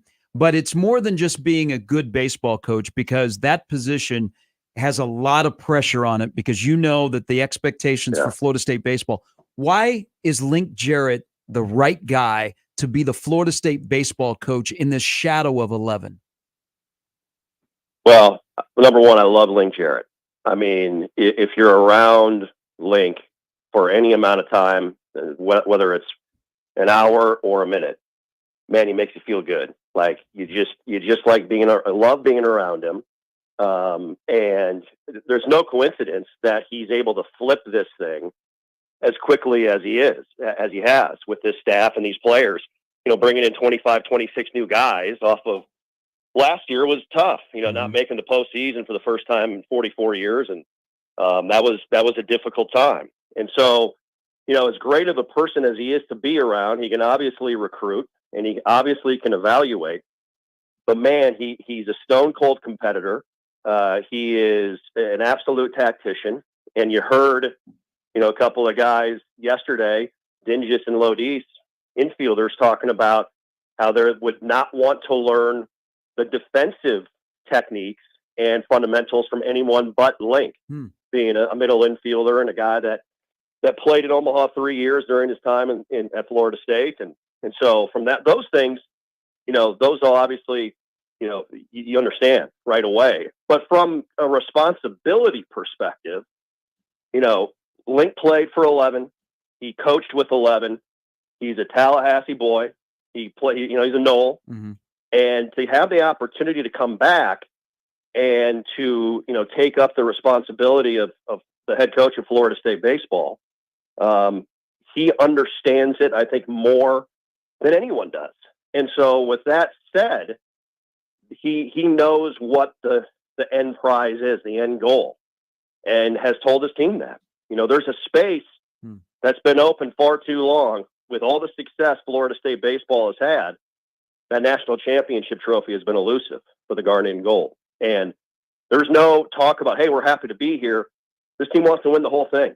And they feel like they have the type of setup, the type of lineup and pitching to make a dent in this thing and make things interesting over the next week or so. Jeff, I think you have unique perspective because you saw the way that Lincoln supported the baseball product. You've seen the way that even smaller cities can support their product when it came to North Dakota State football as well, and North Dakota State athletics. West Virginia, also. Florida State, I'm curious. We've had this conversation, Gary and I have, about the state of college baseball. It's maybe no wonder that you're seeing ACC versus SEC because the amount of resources that still go into the baseball product from athletic support, athletic department support, but also from fan support. What do you see at Florida State compared to going back to your time at Nebraska and how it's supported both from the fan standpoint, but also from the athletic department standpoint? Well, I think there's a ton of similarities. At Florida State, you're looking at crowds of, for the big games, 5,000 to 6,000 fans. Mm-hmm. The big difference, obviously, from a standpoint of games is you're able to, host games earlier with the weather and the locale. And so there's a little bit of a different vibe from that perspective. But, as far as the support is concerned, I would say there's a lot of similarities across the board. You have to be able to support it financially. Name, image, and likeness is a huge, might be the number one item right now in building programs around the country right now in this era of college athletics. And I know both Florida State and I know Nebraska really support their collectives and support their student athletes as much as they financially possibly can. And so, facilities wise, both stadiums are tremendous. You have to have that. You have to have the little things behind the scenes, obviously, that players and student athletes want to have. And I think, from that standpoint, there's a lot of similarities, no question about it. Now it's about going out and recruiting the best players that you possibly can to the situation that you have. And, being in the state of Florida and being in the South, I think you certainly have an advantage there, right? With who you can bring in and who you can connect with and, how many players you can go and see in just a drive, a drivable day. Mm-hmm. And so I think from that standpoint, obviously there's an advantage and that's always been the case with college baseball with teams in the South compared to teams in the North. And that's an ongoing conversation of how you try and close that gap from a competitive balance standpoint. But I think, the Big Ten, the Big 12, they've done a nice job of that. I remember when we were talking, guys, about Nebraska going to the Big Ten, and in baseball, we thought at the time that, man, Nebraska's really going to dominate the league, right. And give the league credit. Yeah. They then realized we've got to step up, and if we want to have any sort of chance to hang with the Nebraska, we have got to do the things that they've been doing, and the league did, right? Yep. And so I think that's also a huge reason why you've seen, teams from the Big Ten and other schools in the North come to the table and have more success over the last 10, 15 years or so. I don't think people would argue that in terms of college baseball, Florida State is the best program that has never dogpiled in Omaha. Yeah. ACC Player of the Year, good left-hander, and Arnold throwing the day. I love what Link Jarrett is doing. I mean, they didn't make the ACC tournament last year. Now they're in the College World Series. Why might this team be the first to raise a trophy in Omaha? Well, I think they can hit with anybody. Now, here's what's going to be the key, and we all know this conversation, right? We've overwhelmed the palate with this. Who can score without relying on the long ball at Charles Schwab Field and the conditions and the wind, where it's blowing, all that stuff, right? So I think it's a fascinating matchup tonight because you have two physical teams. I mean, Tennessee's hit 173 home runs, second most in Division I college baseball history. Florida State if you go back and go to the Super Regional, they might not have didn't score a run without hitting a home run against UConn in the second game to clinch it last weekend. Who can score without hitting the long ball in this park tonight? And I think that's going to be a fascinating piece to this game. Jamie Arnold from the left side, a lot of people feel like he's the best starting pitcher that's left in the field in all of college baseball in this tournament, obviously. And so you're going to see him from a quarter arm slot get to 94, 95, and maybe clip 97 when he's juiced up tonight early on in the game. Good 2-3 pitch mix. And that matchup with the Tennessee lineup, I think, is going to be a fun one to follow all night long. And then from Florida State's perspective offensively, you feel like 1 through 9, any one of these guys can come up with a big hit to flip the momentum and change the pace of this game overall. So 2 tremendous teams. Guys, I think in this tournament, you throw the seeds out the window. I think it's as even as we've seen in this field in quite some time. It's going to be a fun week or so here in Omaha. It should be. Hey, it's always great to hear your voice. Can't wait to see you later today. I'm glad you're back in town. I know a lot of people are looking forward to catching up with you. Great to talk to you, boys. Have a good one. Thanks for having me. That's Jeff Colhane, former voice you heard on the Nebraska Sports Network. Yep. Now former Mountaineer voice, former Bison voice. Now he's the voice of the Noles. And you get to see him during broadcast, too, with the low-angle camera on a lot of those exciting calls. Hey, and we may get to see him more often. Will there be a chant of Big Ten, Big Ten, Big Ten with Florida State playing tonight? Can you guys imagine? We may be in a world, I don't know, in a couple of years, where Nebraska's conference baseball schedule includes Oregon and Florida State. Mm-hmm. Boy, how would Eric Bakich react? He left Michigan to get out of the Big Ten, and he's going to come back into the Big Ten as the head baseball coach at Clemson. You know, I'd be a big fan of that. I'd love to see Eric Bakich back. Is Jim Phillips going to be here? I would imagine. I would think so, right? Yeah. How would he feel if they start chanting Big Ten? I know people from the ACC are going to be here because shout out Darren Hansen, former Omaha men's basketball coach. His daughter Abby is on the administrative side of the ACC. Oh, really? Yeah, she is. So she got a promotion. She is the assistant director of external affairs, I believe is her title. Nice. So, DH told me the other day that Abby's going to be here in town. That's like awesome. a whole collection of ACC people are going to be here. Now, I don't know this. So the SEC network is set up in left field with their set. Yep. Will the ACC network have a presence here? They should. Because they're owned by ESPN as well. Right. They absolutely And they should. have, to be honest, I don't watch a lot of the ACC network. Do they have a daily show? Is Mark Packer still doing a daily show on the ACC network? Because they were live at the Final Four. Yeah, I want to say they don't anymore, but I'm with you. I don't watch it all that much. So I'm thinking no. But they should be having a little round the clock coverage. There's plenty of room for them. They can take right field. Big Ten baseball. If you were in a coma and you woke up, after being in a coma for about 15 years, and you got a pocket schedule. Yeah. You're like, oh my God, Nebraska's going to play UCLA in baseball, and then the next weekend, Florida State's coming into Haymarket Park. Yeah. And then they got that huge road series in Eugene. Oh my gosh. And bring back some, I want to say memories with those teams. Although Clemson, little College World Series memory. So what if today, Virginia representing the ACC, North Carolina currently in the ACC, but maybe next in the SEC? Mm-hmm. Welcome to college athletics. I know. Where will they be next? That's the beauty of it, too. Let's bolster that Big Ten baseball blueprint. Real quickly, what Colhane said about when Nebraska got in the Big Ten, because he's right. We all thought, oh, this is going to be Nebraska just owning it.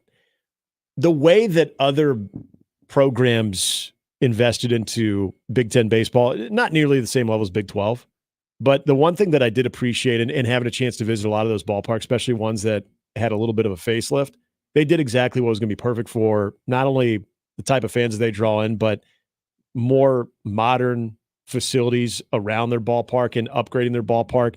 That's all it really needed. wasn't like they had to build these big cathedrals of baseball ballparks, because that's never what was going to be right for the Big Ten.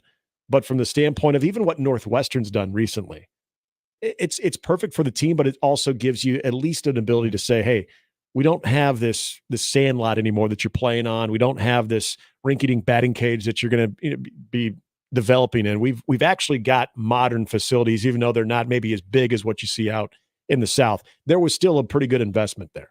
Now, Nebraska, let's go. We'll see.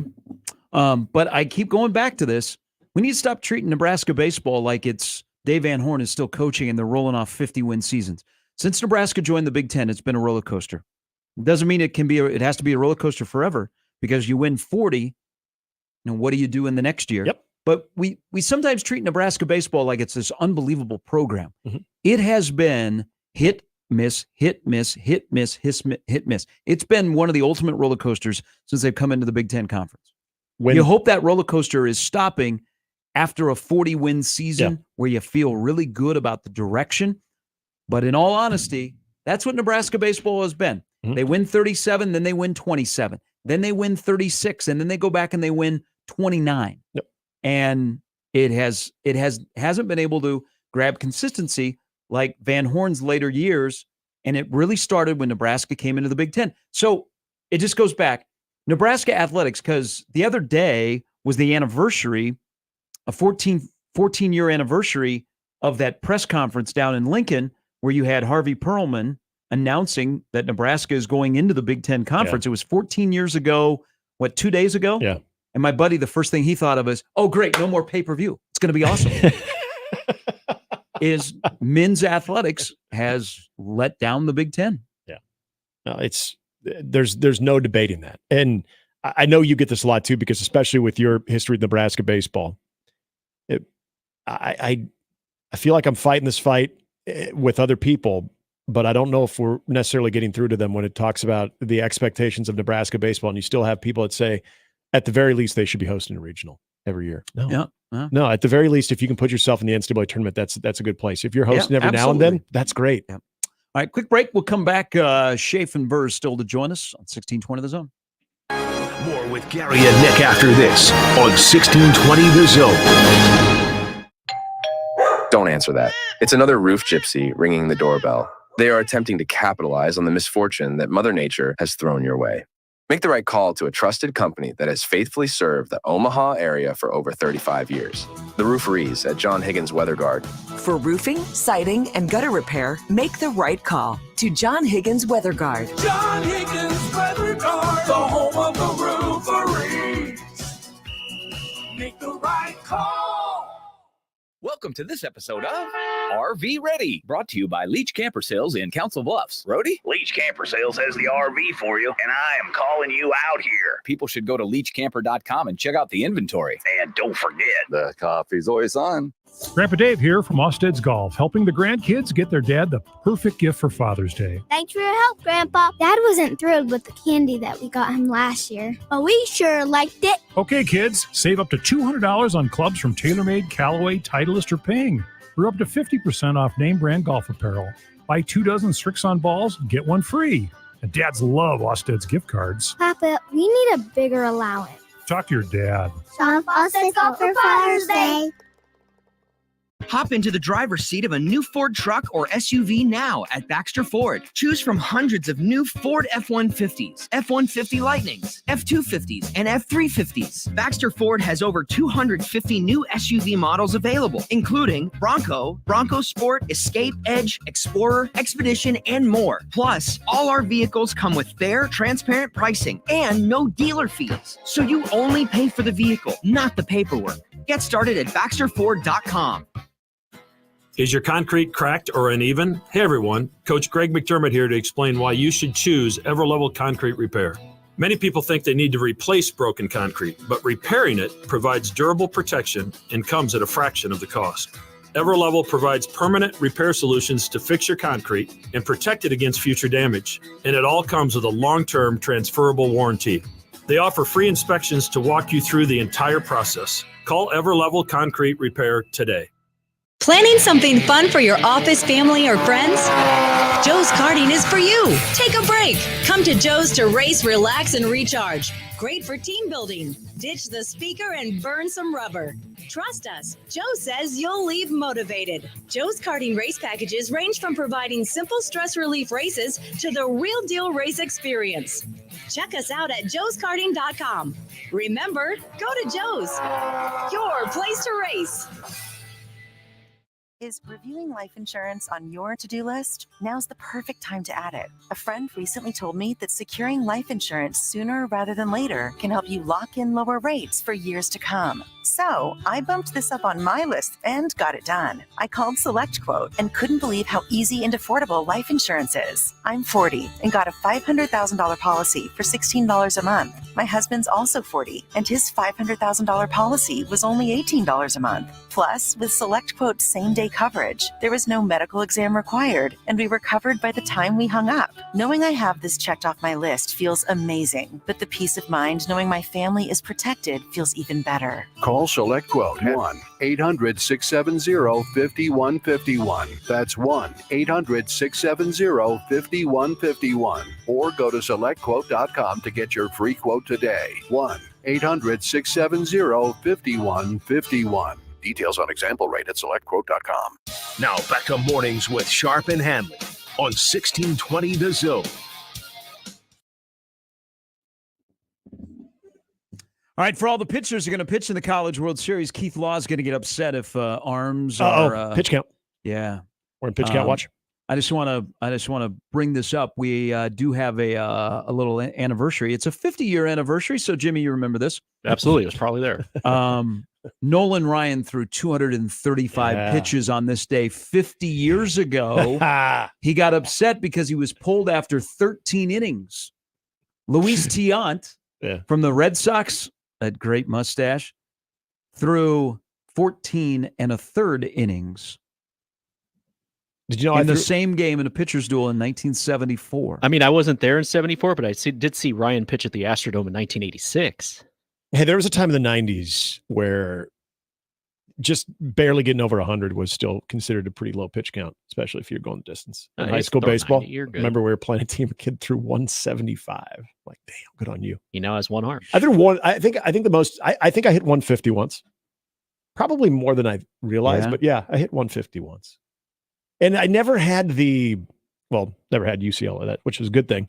But you would just get the dead arm, which is not fun. That's not fun. And I remember having this conversation with Kyle a few years back, where when you start to talk about some of the wear and tear, and people would bring up dead arm, and for him to describe it, especially after a college baseball season, I mean, it's a real thing, and it's not something that, you just need a couple days off and you're going to be fine. Like, you're talking about dropping 5-6 miles an hour average velocity wise too, which, as you know, at this level, that's huge.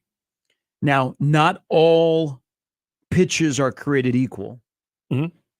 Arm slots created equal. I mean, Comine's body was not built to throw 162 pitches in the Super against Rice in 2001. God, that's a lot.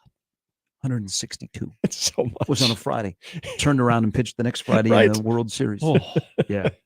Well, then there was the following year he pitched on a Friday against Richmond and came back on the Sunday. Yeah. I hope Keith Law wasn't covering that one. I think Keith Law was around in 2001 when Comine threw 162 in the Super against Rice. Well, Vance Law still was. He would have sued. Mike Schaefer, big pitch count guy. He's coming up next. Mornings with Sharp and Handley on 1620 The Zone and 1620thezone.com. Live from the Host Coffee Studio, this is 1620 The Zone. 1620 The Zone. Traffic. From the Pyramid Roofing Time Saving Traffic Center. The roads are quiet in the Omaha Metro with no accidents or delays to report. Just a reminder that the College World Series starts today with the first pitch at 1. Just be mindful of the heavy foot traffic and pregame festivities outside of Charles Schwab Field. Also, 12th Street's closed between Cass and Mike Fahey, and Mike Fahey's closed between 10th and 13th. Enjoy the CWS and have a fantastic weekend. Just be sure to buckle up, drive safe out there. I'm Joey Colbert. This time-saving traffic was brought to you by the Nebraska Lottery. Someone just won a beautiful new red truck playing Trucks and Bucks 2024. So there are only 6 trucks left out there. Get yourself to a Nebraska Lottery retailer, buy a ticket, and play today. Top prize odds, 1 in 336,000. A Nebraska craft beers and ciders important to you? Whether you just love Nebraska brewed beers and ciders or you're a full-fledged craft brewery, there are benefits to membership for anyone with the Nebraska Craft Brewers Guild. Their sole mission is to foster and help grow the Nebraska-centric brewing community. Become a member today at nebraska.beer and help advance the craft beer and cider industry in the state of Nebraska. Find out more about the Nebraska Craft Brewers Guild at nebraska.beer. Join United Way of the Midlands as they thank our community for their amazing support with a party at the park. Saturday, June 29th from 11 a.m. to 1 p.m. at Warner Park. With face painting and balloon animals, a photo booth, a community village, live music, a toothbrush drive, and more, there's something for everyone. Plus, the first 1,000 attendees get a free hot dog lunch. Special thanks to sponsors Election Systems and Software, NP Dodge, Shields, Warner, and Woodman Life. Get all the details at unitedwaymidlands.org. Don't miss out on half-off savings happening at NFM. Our huge in-stock selection has everything you're looking for and more. Get half-off suggested retail on furniture, carpet, and area rugs. Plus, hurry in for mid-year bargains. Get a reward card on select refrigerators. Save up to $1,500 on select TVs. Plus, save more when bundled with a sound bar. With 24-month financing on qualifying purchases. Friday through Monday only at NFM. Minimum monthly payments required. 18% APR. Some exclusions apply. See store for details. When it comes to concrete repair, EverLevel has some serious game. Coach Greg McDermott here to coach you on why you should choose EverLevel Concrete Repair. They've got the fundamentals to fix your cracked and uneven concrete, and their products will give you the best defense against future damage. It's a fraction of the price compared to replacement, and their solutions come with a long-term transferable warranty. Working with EverLevel is a slam dunk. Call EverLevel Concrete Repair today for your free inspection. Golf's third and perhaps toughest major is coming up, and FanDuel wants you in on all the carnage, the crazy shots, and all the action of the U.S. major. That's right.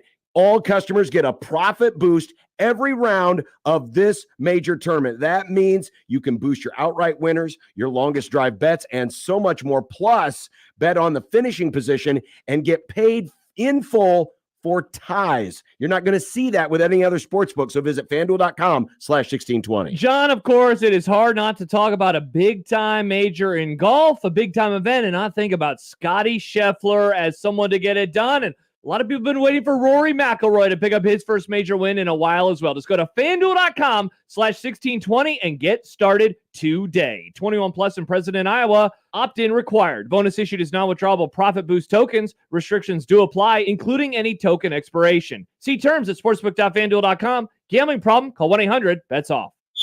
Tickets for less. Best seats, best prices, no service fees. Shop ticketsforless.com. KOZN Bellevue, Omaha, Council Bluffs. This is 1620 The Zone. And we're back.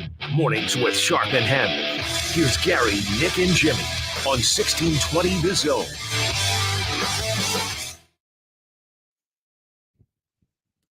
All right, we're joined by 1620 The Zone host, Mike Schaefer, who joins us now. You'll hear Schaefer, as you did this whole past week, on Unsportsmanlike Conduct. He'll be down at Baseball Village on Saturday and Sunday, but we get a little preview here now as he joins us on the 42 Degree The Source Hotline. Good morning. You know, I might be one of the College World Series co-hosts, but I did not get one of those nifty 1620 The Zone jerseys. So there's still a lot for me to, You want mine? No, I don't want to take anyone else's jersey. I want to get one of my own. So hopefully, I'm able to show enough this weekend to prove that I deserve a jersey in the future. Hey, for people that don't know, will you be 16 or will you be 20? Yeah, that's a good question. Mm-hmm. Well, I don't know. I'm 20. I think us bigger fellas, we get the 20. Yeah. Well, then I'm probably going to end up being like 24 then. So for people that go to the Baseball Village, our hosts will be in baseball jerseys. It's pretty cool. They look great. All of our radio stations, we have baseball jerseys. Now, if we would only have a team. Yes, I think this does lead us into a softball league.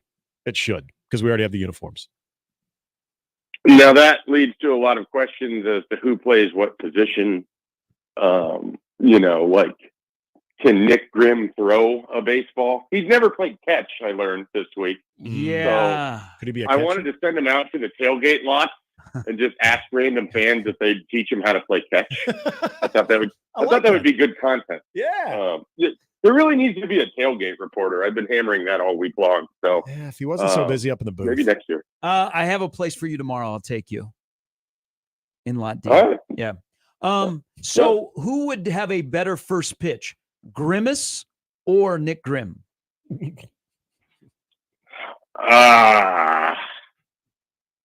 Probably Grimace. Okay. Yeah. It's tough. It's just hard, he's never played catch before. And this is from someone who had a first pitch opportunity and has been embarrassed by it ever since. So I don't want to talk too highly. It can go bad. It can go real bad. I experienced it. You were in your own head, weren't very, you? Very unimpressive. I didn't stride out far enough. You know how it is. You used to pitch. Yeah. I was on the mound. I didn't take into account the rough landing on the step, and it just didn't go how I wanted it. Yeah. Well, that makes sense. It's all about the mechanics, even on a ceremonial first pitch. Yeah. Yeah. Hey, repetition. We'll have plenty of time to talk about the College World Series. I would like to talk about some football here. How big of a weekend is this for Nebraska? It's a pretty big one. I mean, they have an interesting guest list that got better yesterday with the additions of Isaiah Mosey, the Oregon commitment from the Kansas City area. He's a Lee Summit North, I believe, is where he's at. Wide receiver. And he's a pretty good player. I've had a chance to see him in a couple camp settings. This is a guy that, if Nebraska could somehow flip him from Oregon, that would be a nice recruiting win, both because of the Kansas City thing, but also I think the kid can play. And so I know the staff is going to go really hard at him. I think that they know they're definitely playing behind. He's obviously committed to Oregon, but I think they're going to basically throw everything they have at him that you can, because he's that kind of talent. And I'm not sure they're going to end up with Cortez Mills. They've already missed out on Corey Sims, who dropped them from the visit weekend.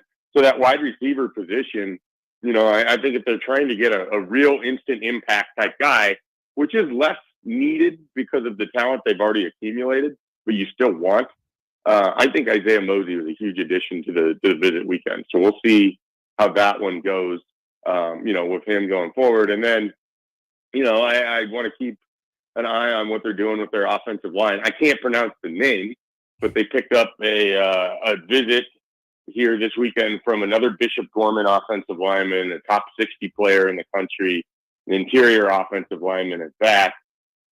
Again, I'm not even going to hazard a guess of the name. Just say SJ. We can just say SJ. Yeah. We'll just say SJ. That's a lot easier. And it's Donovan Raiola has put in work at Bishop Gorman. They picked up Xander Ruggiero last year. This is the third Bishop Gorman official visitor that they've had. Third Bishop Gorman official visitor that's an offensive lineman. It's another Polynesian player.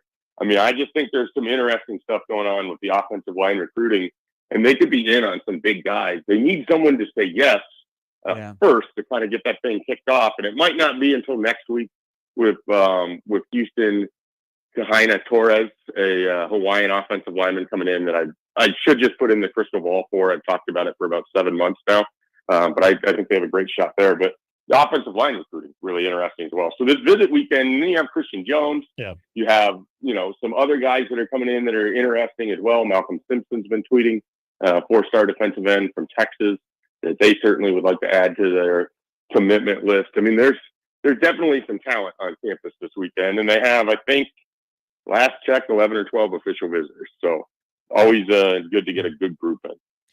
You mentioned Christian Jones, not to use a cliche when it comes to how we sometimes describe it. Even my friend Gary here likes to say, don't overthink it. But when it comes to this official visit for Christian Jones and trying to put the finishing touches on what they hope will be a commitment to Nebraska, what lies ahead for Nebraska still to just lock this thing down? I think you have to give him the reason. I mean, I think there's there's a lot of common sense here that, okay, Nebraska's defense is playing well. He could stay close to home. He's got friends on the team. He fits in well. He'd be a good chess piece for Tony White. They have a great relationship. He gets along well with Matt Rule. All of this adds up, but I think they have to figure out, and I don't know what it is, because if I knew what it is, I'm sure Nebraska would know what it is. If Nebraska knew what it is, then Christian Jones wouldn't be randomly taking visits to Auburn. So I think they have to figure out what the right combination of words is, what it is that's going to get him to say yes, to just sort of get this recruitment to end. I think it's going to end with Nebraska, but the longer it goes on, the stranger it somewhat feels a little bit. It seems like he's looking for something. I don't know what it is. You know, I talked with Christian a few different times, and I can't tell you exactly what it is. And I know that, you know, with a lot of these guys, you know it when you feel it. And maybe he just hasn't felt that yet with Nebraska, but maybe a full weekend with this staff, with Tony White, who I'm sure is going to be working him pretty hard. Matt Rule obviously always works all of these recruits pretty hard. I wonder if that will be enough to just get it to the point where Christian Jones is ready to say yes to Nebraska. There's just something that seems like it's holding back. Nick and I were talking about this earlier because Phil Steele's magazine online is out, and he loves Nebraska's defensive line. He's got them 5th nationally. He's got the linebackers 19th nationally. He's got the offensive line 40th nationally. For Nebraska to take the next step, are they closer to having a front 7 on defense that could be top 10 nationally, or top 10 nationally offensive line? What happens first in your opinion? And then also, what does that mean if it's defensive over offensive or vice versa? Yeah, I think the defense is closer because I think that they've got the piece in Nash Hutmaker right now that's just kind of you can identify it, right? And then you have all the rest of it that you can fill in. You've got upside with Jamari Butler, who last week we talked about as a guy to potentially break out even further. I mean, he had a really good year last year. Could he have a great year? Could he be the best pass rusher since Randy Gregory? Could he be that answer for Nebraska? And excuse me, he's got a ton of leadership skills. So you like that a lot. The difference for me with the defensive line and the offensive line, or the front 7 and the offensive line, are the pieces that are behind those guys. We know about a Riley Van Poppel already. And I have spent, I don't know, what are we on, year 3 of me just talking with tons of praise of a guy that I think is going to be a really, really good player at Nebraska in Riley Van Poppel. We saw shades of it as a freshman. He's going to play more as a sophomore. You know, you have Tua Lafotu, and you have Brody Tagaloa, and you have Vincent Carroll Jackson appearing on their elite list of summer workout guys. And they have this crop of defensive linemen that seem like they're ready to go. That 2023 recruiting class that Matt Rule put together on the defensive side of the ball, that front 7. I mean, those guys could be really, really big, important pieces for the future of this defense, for the future of the program. And I just feel better about the individual components that they have right there. Not that I don't feel good about what they have on the offensive line. It's just harder to know what it looks like because you've had so many of the same people starting now for a long period of time, and they're all going to leave. So you're not going to have Ben Scott, and you're not going to have Bryce Benhart, and you're not going to have Turner Corcoran, and you're not, so you're not going to have Micah Mazuka, who hasn't been here, but all of those spots are going to be up for grabs. So the offensive line effectively will be starting over in 2025, whereas the defensive line, it just feels like even if Nash leaves, and Ty obviously will leave, and Jamari will leave, you're going to have pieces that you've seen and they've gotten reps for and are ready to elevate and step into that next role. It's the factory system that I think makes me feel better about where they're at with that defensive line, not that the offensive line can't get there. Okay, speaking of the offensive line, not necessarily for the Bryce Benharts, the Ben Scotts of the world, but more for the Gunnar Gatulas, the Sam Sledge. How big of a year is this for the look of this offensive line when it comes to Donovan Raiola's ability to develop? Well, I think it's going to be a big year in that people now, it was last year's like, all right, whatever you get out of the offensive line, it has to be better than it was in 2022 because that was terrible. The bar was so low that it would be hard pressed to not walk away from 2023 saying that they improved. Now, can you improve off of your improvement? Like, are you going to make sure that it's another step forward? Because the worst thing that can happen for this program as a whole is that this group, as an offensive line, takes a step back with all of these veterans. So you've got to be able to take a step forward.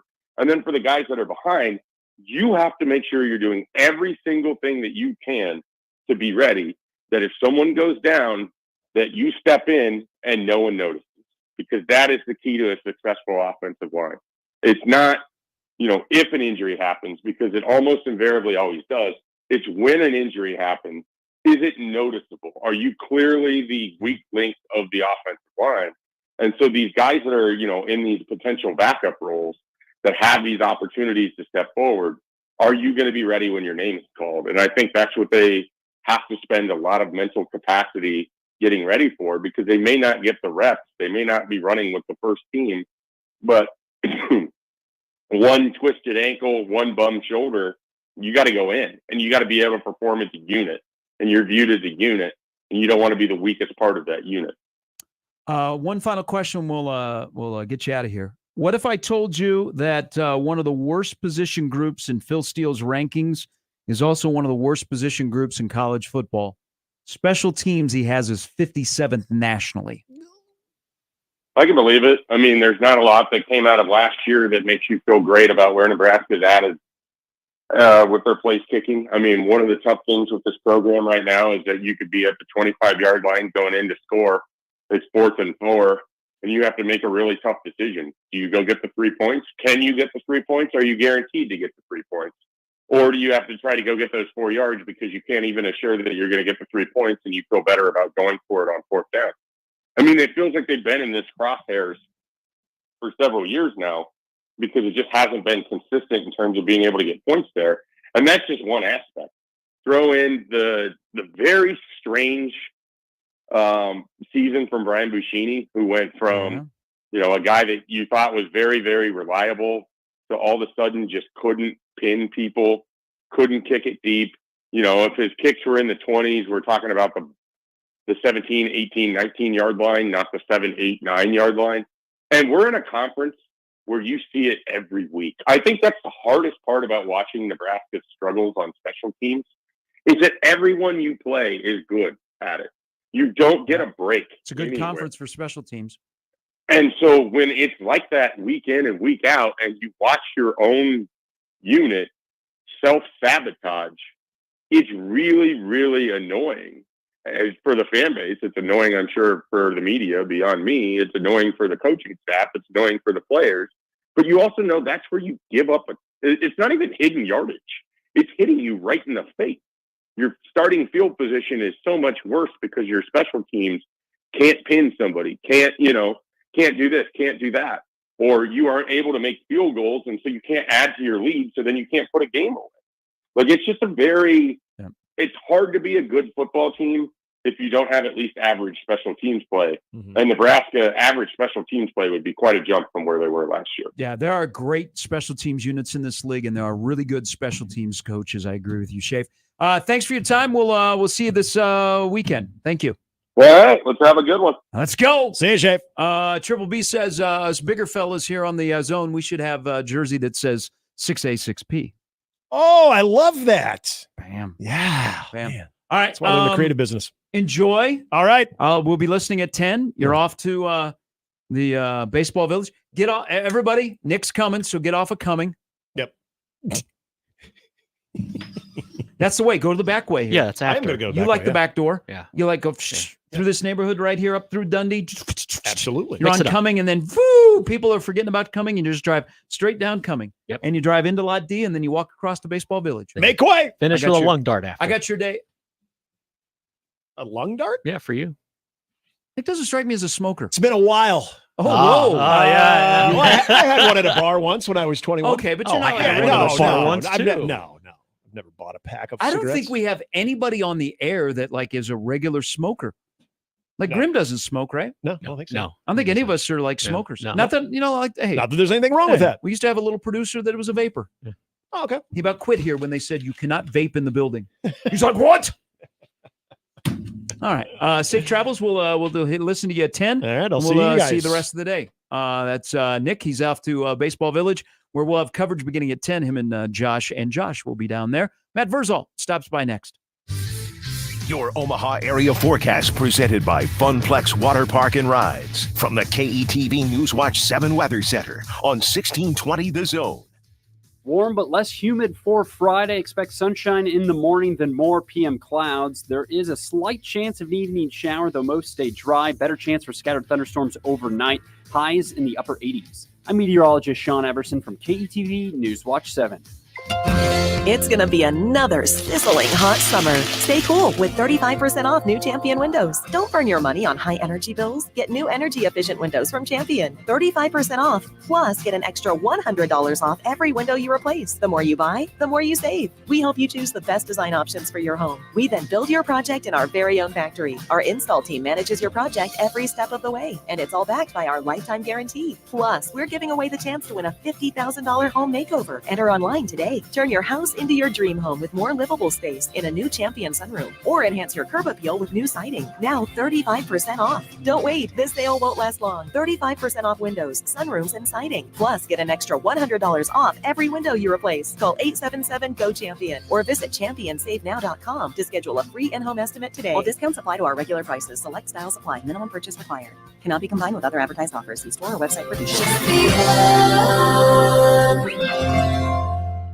Welcome to this episode of RV Ready, brought to you by Leach Camper Sales in Council Bluffs. Outdoors? Leach Camper Sales has a great website, leachcamper.com. Folks can see what they want and then head out. Don't forget, the coffee's always on. Hey, you hear that? That's the sound of loose change in your pocket reminding you to buy a 99-cent medium fountain drink from Casey's. So the next time you hear this, you already know where to go. 99-cent medium fountain drinks. It's not crazy. It's Casey's. Hi, this is Doug Nodgard with Equitable Bank. Great service never goes out of style. When the digital age dawned, many said computers would be able to handle many of the interactions that used to take a person. Boy, were they wrong. How many times have you called your bank and gotten a recording to press 1 or 2? Not at Equitable. Not only does Equitable answer your call in the first ring, it's answered by a human being. That's because Equitable Bank values its customers. Equitable Bank, we take banking personally. Member FDIC. For the second year, the Nebraska Lottery's NASCAR Powerball Playoff promotion has roared into our state, and the excitement is throttling up. Until June 24th, buy a Powerball ticket with Power Play and Double Play. Enter the voucher number, and you could be one of 15 Nebraska winners of $1,000 and the chance to win a VIP trip to the NASCAR Cup Series Championship weekend, plus a shot at $1 million. Enter today. Powerball top prize odds 1 in 292 million. Don't miss out on half-off savings happening at NFM. Our huge in-stock selection has everything you're looking for and more. Get half-off suggested retail on furniture, carpet, and area rugs. Plus, hurry in for mid-year bargains. Get a reward card on select refrigerators. Save up to $1,500 on select TVs. Plus, save more when bundled with a sound bar. With 24-month financing on qualifying purchases. Friday through Monday only at NFM. Minimum monthly payments required. 18% APR. Some exclusions apply. See store for details. Funplex has asked me to give you a first-hand account of the all-new for 2024 Wipeout attraction. Okay, hit it. We're starting up. Spinning a little now. Whoa, a lot. The centrifugal force is starting to stretch my face. Holy this thing's fast. Whoa, it's tilting. We have tilting. Woohoo, this is awesome. You got to try this. Get your tickets now at fun-plex.com. Now back to mornings with Sharp and Handley on 1620 The Zone.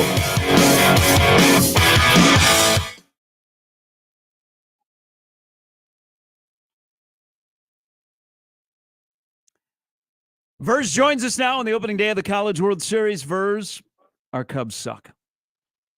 They ain't good. No. I had one. Here's the deal, too. I don't know if he's still, and sorry for the audio. I got to pull over here in a second.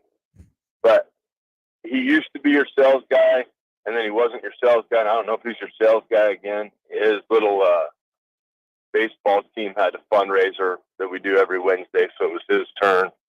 Oh, yeah. He sat there straight-faced and told me the Cubs are a pitcher away from being a playoff team. And then he said, with that lineup, how can I not think that? And I was like, because that lineup sucks. I mean, it's bad. And the pitching, I agree with the pitching, but I've been begging for pitching for 3 years, but nobody listened. So, and they finally got some decent pitching. We got one of the best signees ever in the history of the Cubs, is one of the best left-handers in baseball. Then we got Justin Steele, who was one of the best left-handers in baseball last year, and now that he's healthy, is pitching well. Heck, even Assad and Jamison Tyon are pitching well, but it's the bullpen which is brutal. Can't hold a cold. It's a poorly constructed roster right now, and I hope that people are starting to hold Jed Hoyer his feet to the fire. Well, it's probably time to fire Jed. Like sometimes being the second in command is great. I've had a very fun coaching career being the second in command. Why don't you want to be the first in command, Bruce? Because I don't want that other crap. I don't want to deal with all the other stuff. I like to be hey, I need this handled. Great. I will go handle that. That's my role. Like, I like that role. So now that I didn't think the hire was good when they made it, I just didn't like it. And the roster that's assembled is proof of that. It's proving me right every day, which I love. Hey, speaking of, because today is the College World Series, and here in about 30 minutes, we're going to the Baseball Village. One of the roles that I used to really enjoy you in, I miss that you were a host at the Omaha Baseball Village on 1620. It was great. I know, you were fantastic. Your upper management just phased me out of that. I don't know. Well, there was that one day talking about one of our sponsors on the air that I got in trouble for as well. And I apologize repeatedly. Apologize for that. You know what I told them though? Maybe they didn't like that. So you know what would be helpful? A paper that says everything that I can say, who I need to give accolade to. What a professional operation that would be if we could just have a piece of paper. Because guess what? The brand I used, I could have switched that bad boy over real quick and used that one. Very simple. No, that's called communication. Yeah, well, that guy, but hey, that guy that Tim, my guy that was at Miller Course, I think he's down in Dallas now. Oh, really? He's a stud. That guy's awesome. He was so cool too. I called him. I apologize. I'm like, hey, it's my fault. Da da da da. He's like, we're not mad. I'm like, well, somebody probably is going to call and be mad. I was like, it's my fault. Don't blame the radio station. Da da da da da. But he's great. He's a stud, man. He's a good dude. Yeah, I liked it because we could just sit there and somebody was going to walk by and we were going to know somebody. Yes. And you just yank them out. Or we had the Southerners talking about like beer and drinking, and oh man, that was great. Oh, well, I mean, that was the previous regime. I would love to have you back in the mix. Yeah, let me know. Okay. All right. Tuesdays and Thursdays are pretty good days for me. Yeah. Do you where you're located? I know you have regulars that come to the College World Series. Will you see an uptick in business? It is a steadying in business, is what I would call it. We get some folks that are in from out of town, which is great.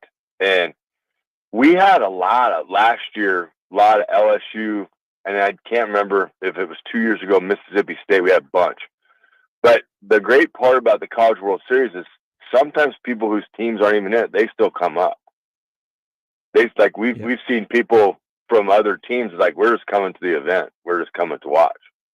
So now you got a really cool event when people whose teams aren't in it, they just drive up here to watch it. A lot of slump buster kids. We've had some teams in with them already. So West Omaha is great because it will go downtown and it will support and it will do its thing. But then we get some new folks in from out of town and our ratings are pretty good on the interweb. So yeah, it's fun. Hey, it's a little bit of the Will Rogers in me. So the new friend is the door opening away. So. Hey, because I know that you know his dad. How cool is it that Brandon Mooberry's son is going to Nebraska? Yeah, great for Moo and the family, and happy for him. Pierce is going to have a chance. It's going to be, parents of kids that are athletes at any level in college. Mm-hmm. Here's my piece of advice to you. You are entering a brave new world. It is not high school. You will have very limited control over anything. At this point in time with your child, boy, girl, transitioning, whatever, make them as mentally tough as you can. Physically, the coaches have said your son, daughter is talented enough to play at this level. Okay, through our assessment.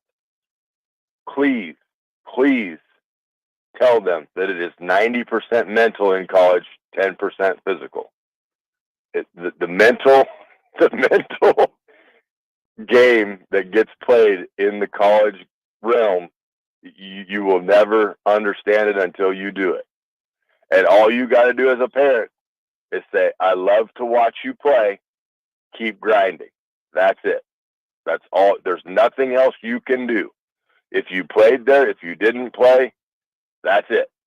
You got to tell them to grind. And if they're not working right now already to go, then you're in trouble. Hey, do you think enough, how do you get it across to kids? Because there are a lot of kids that work for you or you work with that play football that, man, it's hard. I like Tom Brady the other night when he got his number retired into the Hall of Fame with the Patriots, gave an incredible speech. Essentially, it's a great motivational speech, but that football is hard. It's not easy. That it's hard to start. It's hard to be in it. It's hard to finish. It's hard to do everything, even if you're at the top of the game. Football is life. That's what it is. Football is life. Nobody wants to go. Basketball is dumb. Baseball teaches you to deal with failure. Football is life. Mm-hmm. Football will teach you that for me to succeed, I have to get up and grind every single day of my life. Okay? I have to work.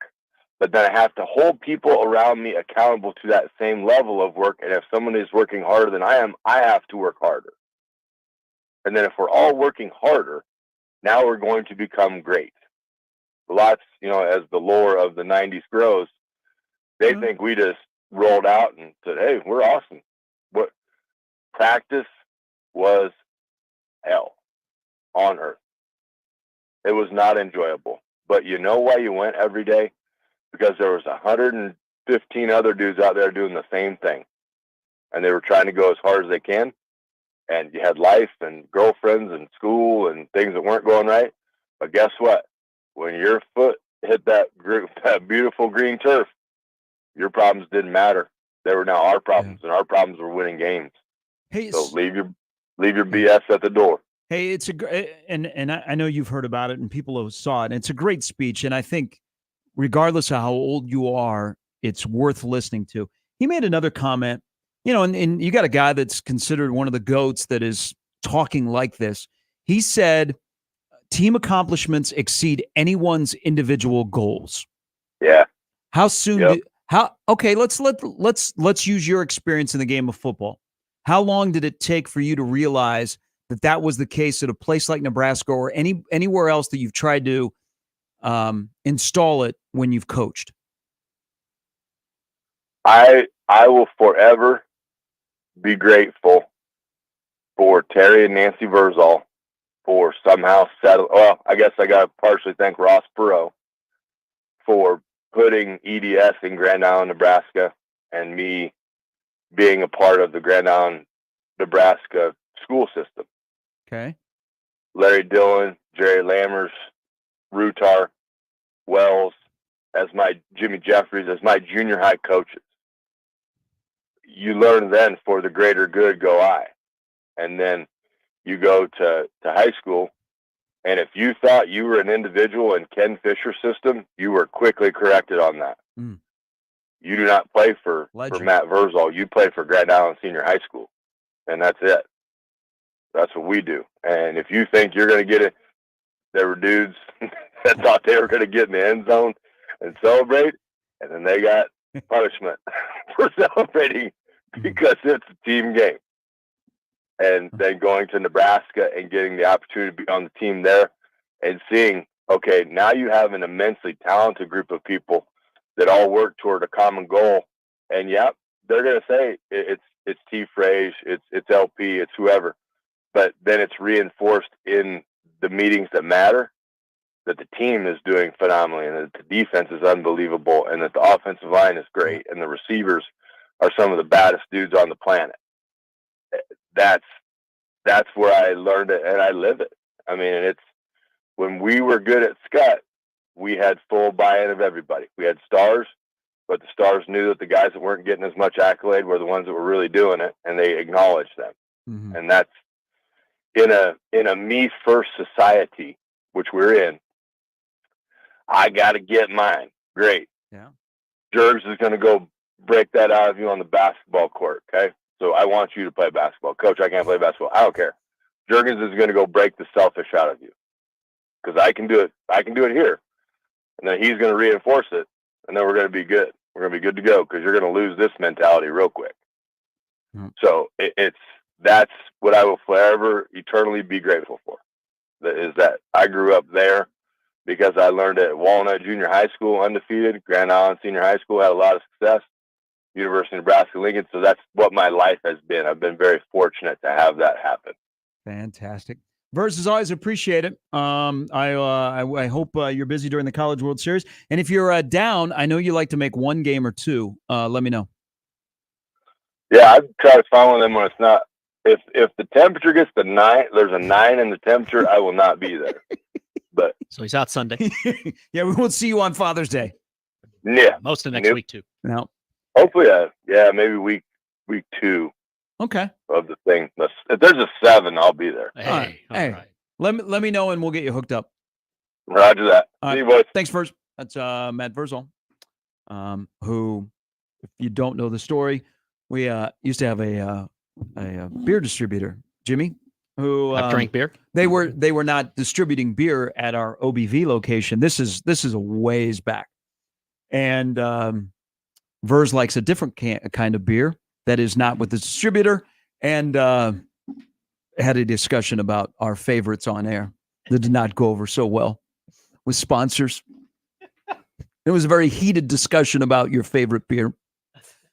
That was a long time ago. But that was also at the time where I was surprised on air with a cold brew from a local coffee shop, but not our friend that you saw this morning. Not my friend I saw, not Shamir. And my first reaction was, "Ooh, that's not good." That was live on the radio.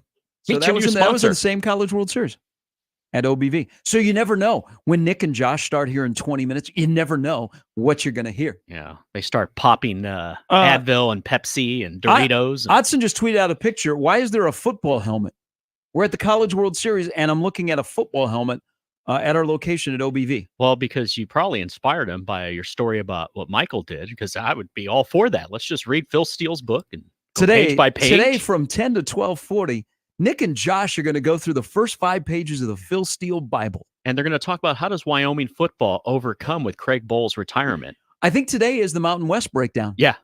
Can Boise State get back to Boise State things? Will Boise State be the group of 5 representative in the 12-team playoff? Also, that's coming up at 10 o'clock. And who the hell is in the Mountain West now? We're here to tell you. Hey, when we come back, we'll let you hear a little bit from Tony V, who might be the best coach, at the age of 45, if he had a national title, the best coach in the SEC. He was with us yesterday. It was a great interview. If you missed it, we're going to share a little bit of that with you when we come back. It's Mornings with Sharp and Handley and Jimmy on 1620 The Zone. Mornings with Sharp and Handley on 1620 The Zone and 1620thezone.com with Gary Sharp and Nick Handley. Success in today's electrical market requires your company to be able to adjust to an ever-changing field. A partnership with IBEW Local 22 gives you that flexibility with access to journeymen, apprentices, proven training programs, marketing assistance, entry into markets not available before, ability to expand and contract with changing market conditions, and a benefits package for you and your employees. Contact Bob at IBEW Local 22 for additional details at 402-980-7596. Some people think business banking is only about transactions. But at Emprise, we don't view money as an end game. We see it as an engine. It's who we are. Transforming ideas into IPOs, turning potential into profit. Emprise is next generation business banking, where we help money work for you, not the other way around. That's the power of possible. Visit emprisebank.com to learn more.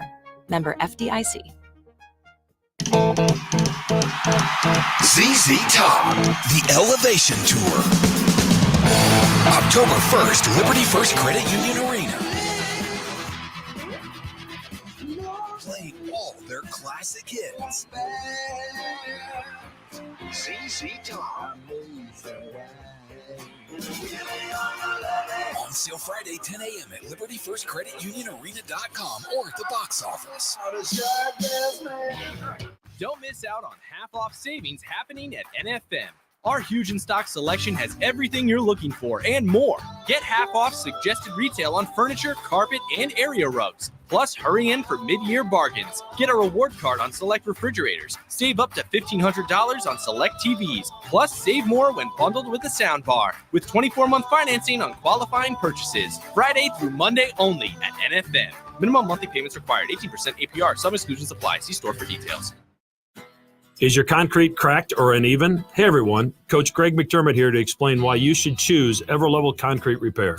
Many people think they need to replace broken concrete, but repairing it provides durable protection and comes at a fraction of the cost.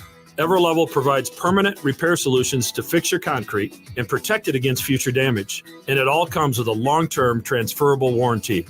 They offer free inspections to walk you through the entire process. Call Everlevel Concrete Repair today. America's infrastructure is ancient and crumbling. Crooked politicians pocket the funds meant to keep you safe and to power your home. Where does that leave you? In the dark. Or you could keep the lights on with a Grid Doctor 300 solar power generator from MyPatriotSupply.com. My Patriot Supply has helped millions of American families prepare for emergencies, and power outages are emergencies. The Grid Doctor 300 lasts longer and runs stronger. Connect it to solar panels, your car, or a power block or wall to charge it. Not only does this generator charge quickly, but you can use it while it charges. Multiple power ports mean no device is left behind. Run phones, fans, CPAP machines, even mini refrigerators. It's easy to use. Unleash power for all, from kids to grandparents. Protect your family with reliable power. Get the Grid Doctor 300 and save $50, plus get free shipping at MyPatriotSupply.com. MyPatriotSupply.com. And we're back. Mornings with Sharp and Handley. Here's Gary, Nick, and Jimmy on 1620 The Zone. Hey, we've had a chance leading up to today to talk to coaches and other people that are involved in the College World Series. Omaha Baseball Village is our home, and we'll go there coming up at the top of the hour. But one of our favorites this week is a guy that'll be in the dugout tonight. The pride of St. Louis, the head Vol, who has won 206 games since 2021, Tennessee head coach Tony Vitello. Morning. I appreciate all that for sure. It's a good way to start the day hearing all that, especially not holding anything against me. Hey, you have a lot of fans here in Omaha, not only because of your success on the field, but for your observations on life and other things. Because you got to understand, this is a big convenience store town, and we take our ice seriously. So when you say that you like Sonic Ice, there are a lot of people that go, yeah, that is the best ice. Wait till he hears about Quick Trip Ice, which is a local convenience store. And I tell him, well, down in Knoxville, they have a Buc-ee's and they have a Weigel's. You could do the best ice cubes ranking, and people would love that. No doubt. I'm smelling an NIL deal there as well. Maybe not for myself, And I'm going off on a tangent as that's been a bit of an issue. But I'll tell you what, y'all got some Italian food here too. You're not messing around in that category. All right, so now this isn't your first rodeo, obviously. So what are the stops then? Because everybody wants to go steak, but I'm glad you brought up the Italian scene too. Yeah, no, it's great. I've been to Pasta Amore and Avoli, and man, each time I've been able to hit up about 2 spots that I really like. And yesterday was a little hectic. We had a conference meeting with everybody that's participating to kick things off. Tonight we have a opening ceremonies deal, so I'm going to have to squeeze in my first run, somewhere here soon. Hey, quick question. You worked for him. He coached here. Did Dave Van Horn ever recruit you out of high school? No, nobody did. I went to a Jesuit high school where my dad coached. And again, that's another thing that's here. There's an incredible amount of private school tradition here. So I started out at an NAIA school down in Mobile, Alabama. Dave Van Horn did recruit one of my best friends, Jace Tingler, who's now the bench coach for the Twins. He killed. He creeped into a little bit of Missouri because of his Kansas City roots. But no, I'm just grateful he recruited me to coach in the SEC. I would never have this job if that wouldn't have started. I want to go there with Dave Van Horn too. The relationship that you had with him and what that has helped out in the success, the wild success that you've had in your time at Tennessee. I know you can always point to certain influences. I got to imagine Dave Van Horn's right up there. Yeah, I mean, I would start with my dad. First of all, I was around him the most. And then, you guys were bad-mouthing Missouri there, but Coach Jamison, just a tremendous dude that gave me my first chance. But again, Coach Van Horn gave me my first chance in the SEC. And the biggest thing he did, I was definitely able to learn from him, but it was by observing and watching what he was doing. The biggest thing he did for me was kind of show me how to handle people you work with. And he just created a great work environment for the coaching staff, including myself. And that's big for me, kind of going off again on teammate tangents and things like that. So to me, while I was there, he was a great teammate and it's a fun place to work. Let's just go there. Sunday night, how much did that bug you? That the question that was asked the day before, because you have been very successful and it's not easy to get back here. And you're back here. The journey is one of the most difficult in all the college sports in college baseball. But how Sunday you were stewing and then it came out afterwards. Walk us through when you sat down, you get back to the College World Series, not easy, but you had to get something off your chest. Yeah, I did. And in a weird way, we lose Saturday. And again, that's part of the deal. It doesn't matter what anybody is seated, especially in our sport. And we got a taste of it right away, not just on video, but then in game one. Evansville was the real deal. And they were going to fight you tooth and nail. And they beat us on Saturday. A question was made. And probably a guy that's trying to get me to just, kind of show lack of composure, which I've done a couple times. So whatever, I get where he's coming from. But it actually helped me because it served as a distraction. We played so early Saturday in a night game on Sunday, rather than thinking about what if we lose or what did I do wrong in that game. And it was all about how can I punch this guy in the face? and that wouldn't be allowed. No. So I watched Good Will Hunting where he punches the guys in the face and relaxed. And then the next day it was nice. Then the next day all was forgotten. It's just get into the routine. And, after the game, I was talking to the team, and the one thing I said, last thing I said was, Blake, I got your back here. And I had to go right into that press conference. And so I kind of blacked out, but I think all the things I was stewing about on Saturday with all that free time we had, again, it was kind of nice. It served as a distraction, but it came out. And when I was done, I was like, oh gosh, what did I just do? But I think for the most part, people got where I was coming from. So that is a good rule of thumb. Instead of lashing out physically on someone, just watch Good Will Hunting and let them do it for you. I love this. This is great. Yeah. Coach, what you take in some familiar faces from a year ago, but also some new faces too. You guys were, I know you won't make this excuse, but I'll make it for you. I thought you were on a tough part of the bracket a year ago with the eventual national champions in LSU. What do you take from last year into this experience coming up? Yeah, I think, having to open the tournament with Skeens is incredibly difficult. He got us pretty good, but we did wear him down and made a little bit of a late game run, at least had an opportunity to win that game. But I think the knowledge that when you come here, it's a party around you. It's a party prior to getting here. Like you mentioned, Sunday night, all the guys are celebrating. But when you get down to playing ball between the lines, you're going to have to beat somebody that's extraordinary. Not just that has that grit that Evansville has, and not just that talent that team had last year in LSU, but a whole combination of things. And you're also going to have to handle all the media and all the things that come with it. So it's a lot to manage. And you need to rely on your teammates that have been here before. Like you mentioned, we do have some familiar faces. And then as coaches, we've just got to do our best to navigate through the schedule and kind of put our guys in as good of a position as possible. Again, once the ball starts flying around or pitches are thrown, it's going to be a lot of talent on the field. But you can maybe get out of the blocks a little cleaner or handle some things a little better with some leadership, whether it be from the coaches or the players that have seen this whole deal. Tony Vitello, head baseball coach at Tennessee. You had a quote. You've had some great quotes, and if people listen close enough, I mean, you're telling them everything that makes up the nuts and bolts of why Tennessee baseball has been so successful. But you had a line after you won in Hoover. There's just a lot of opinions that you hear. Don't let anyone put limits on what you can or cannot do. Not every team with their players are built to hear that message and do something with it. Why is this team different that you can send messages to them, talk about playing for each other and being the best teammate you can before winning, and these guys can handle that message? Yeah, I don't know how this thing will go here. I don't think anybody can predict the future, especially in our sport.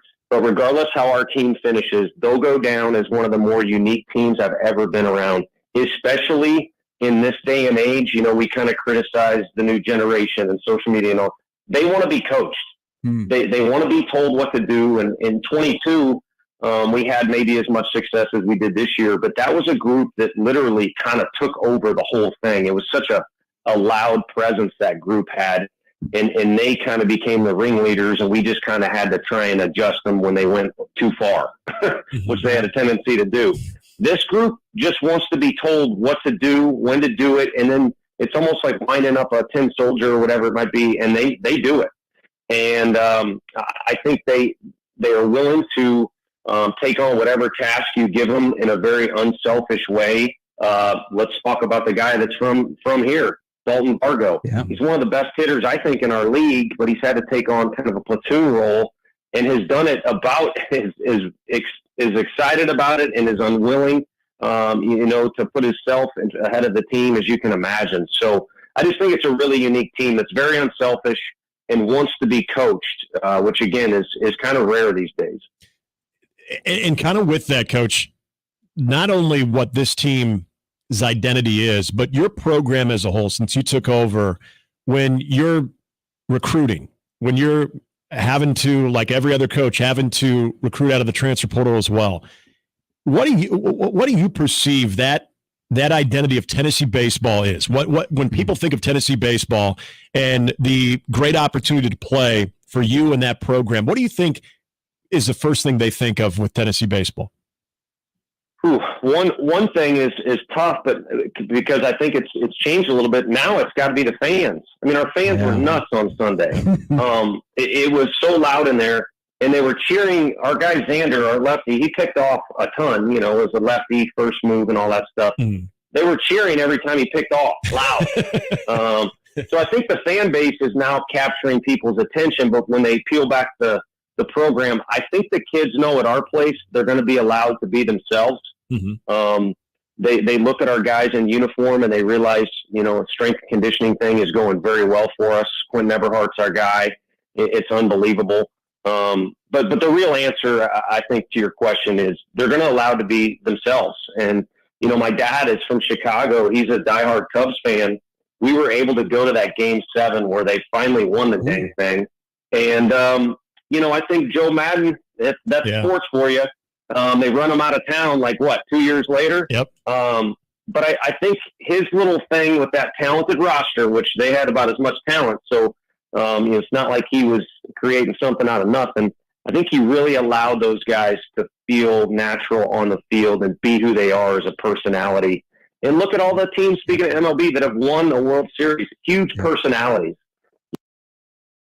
That is Tennessee head coach Tony Vitello, who will lead his Volunteers into the matchup tonight against Florida State. Tennessee is the number 1 seed. The number 1 seed has not won a national championship in Omaha since Miami did it in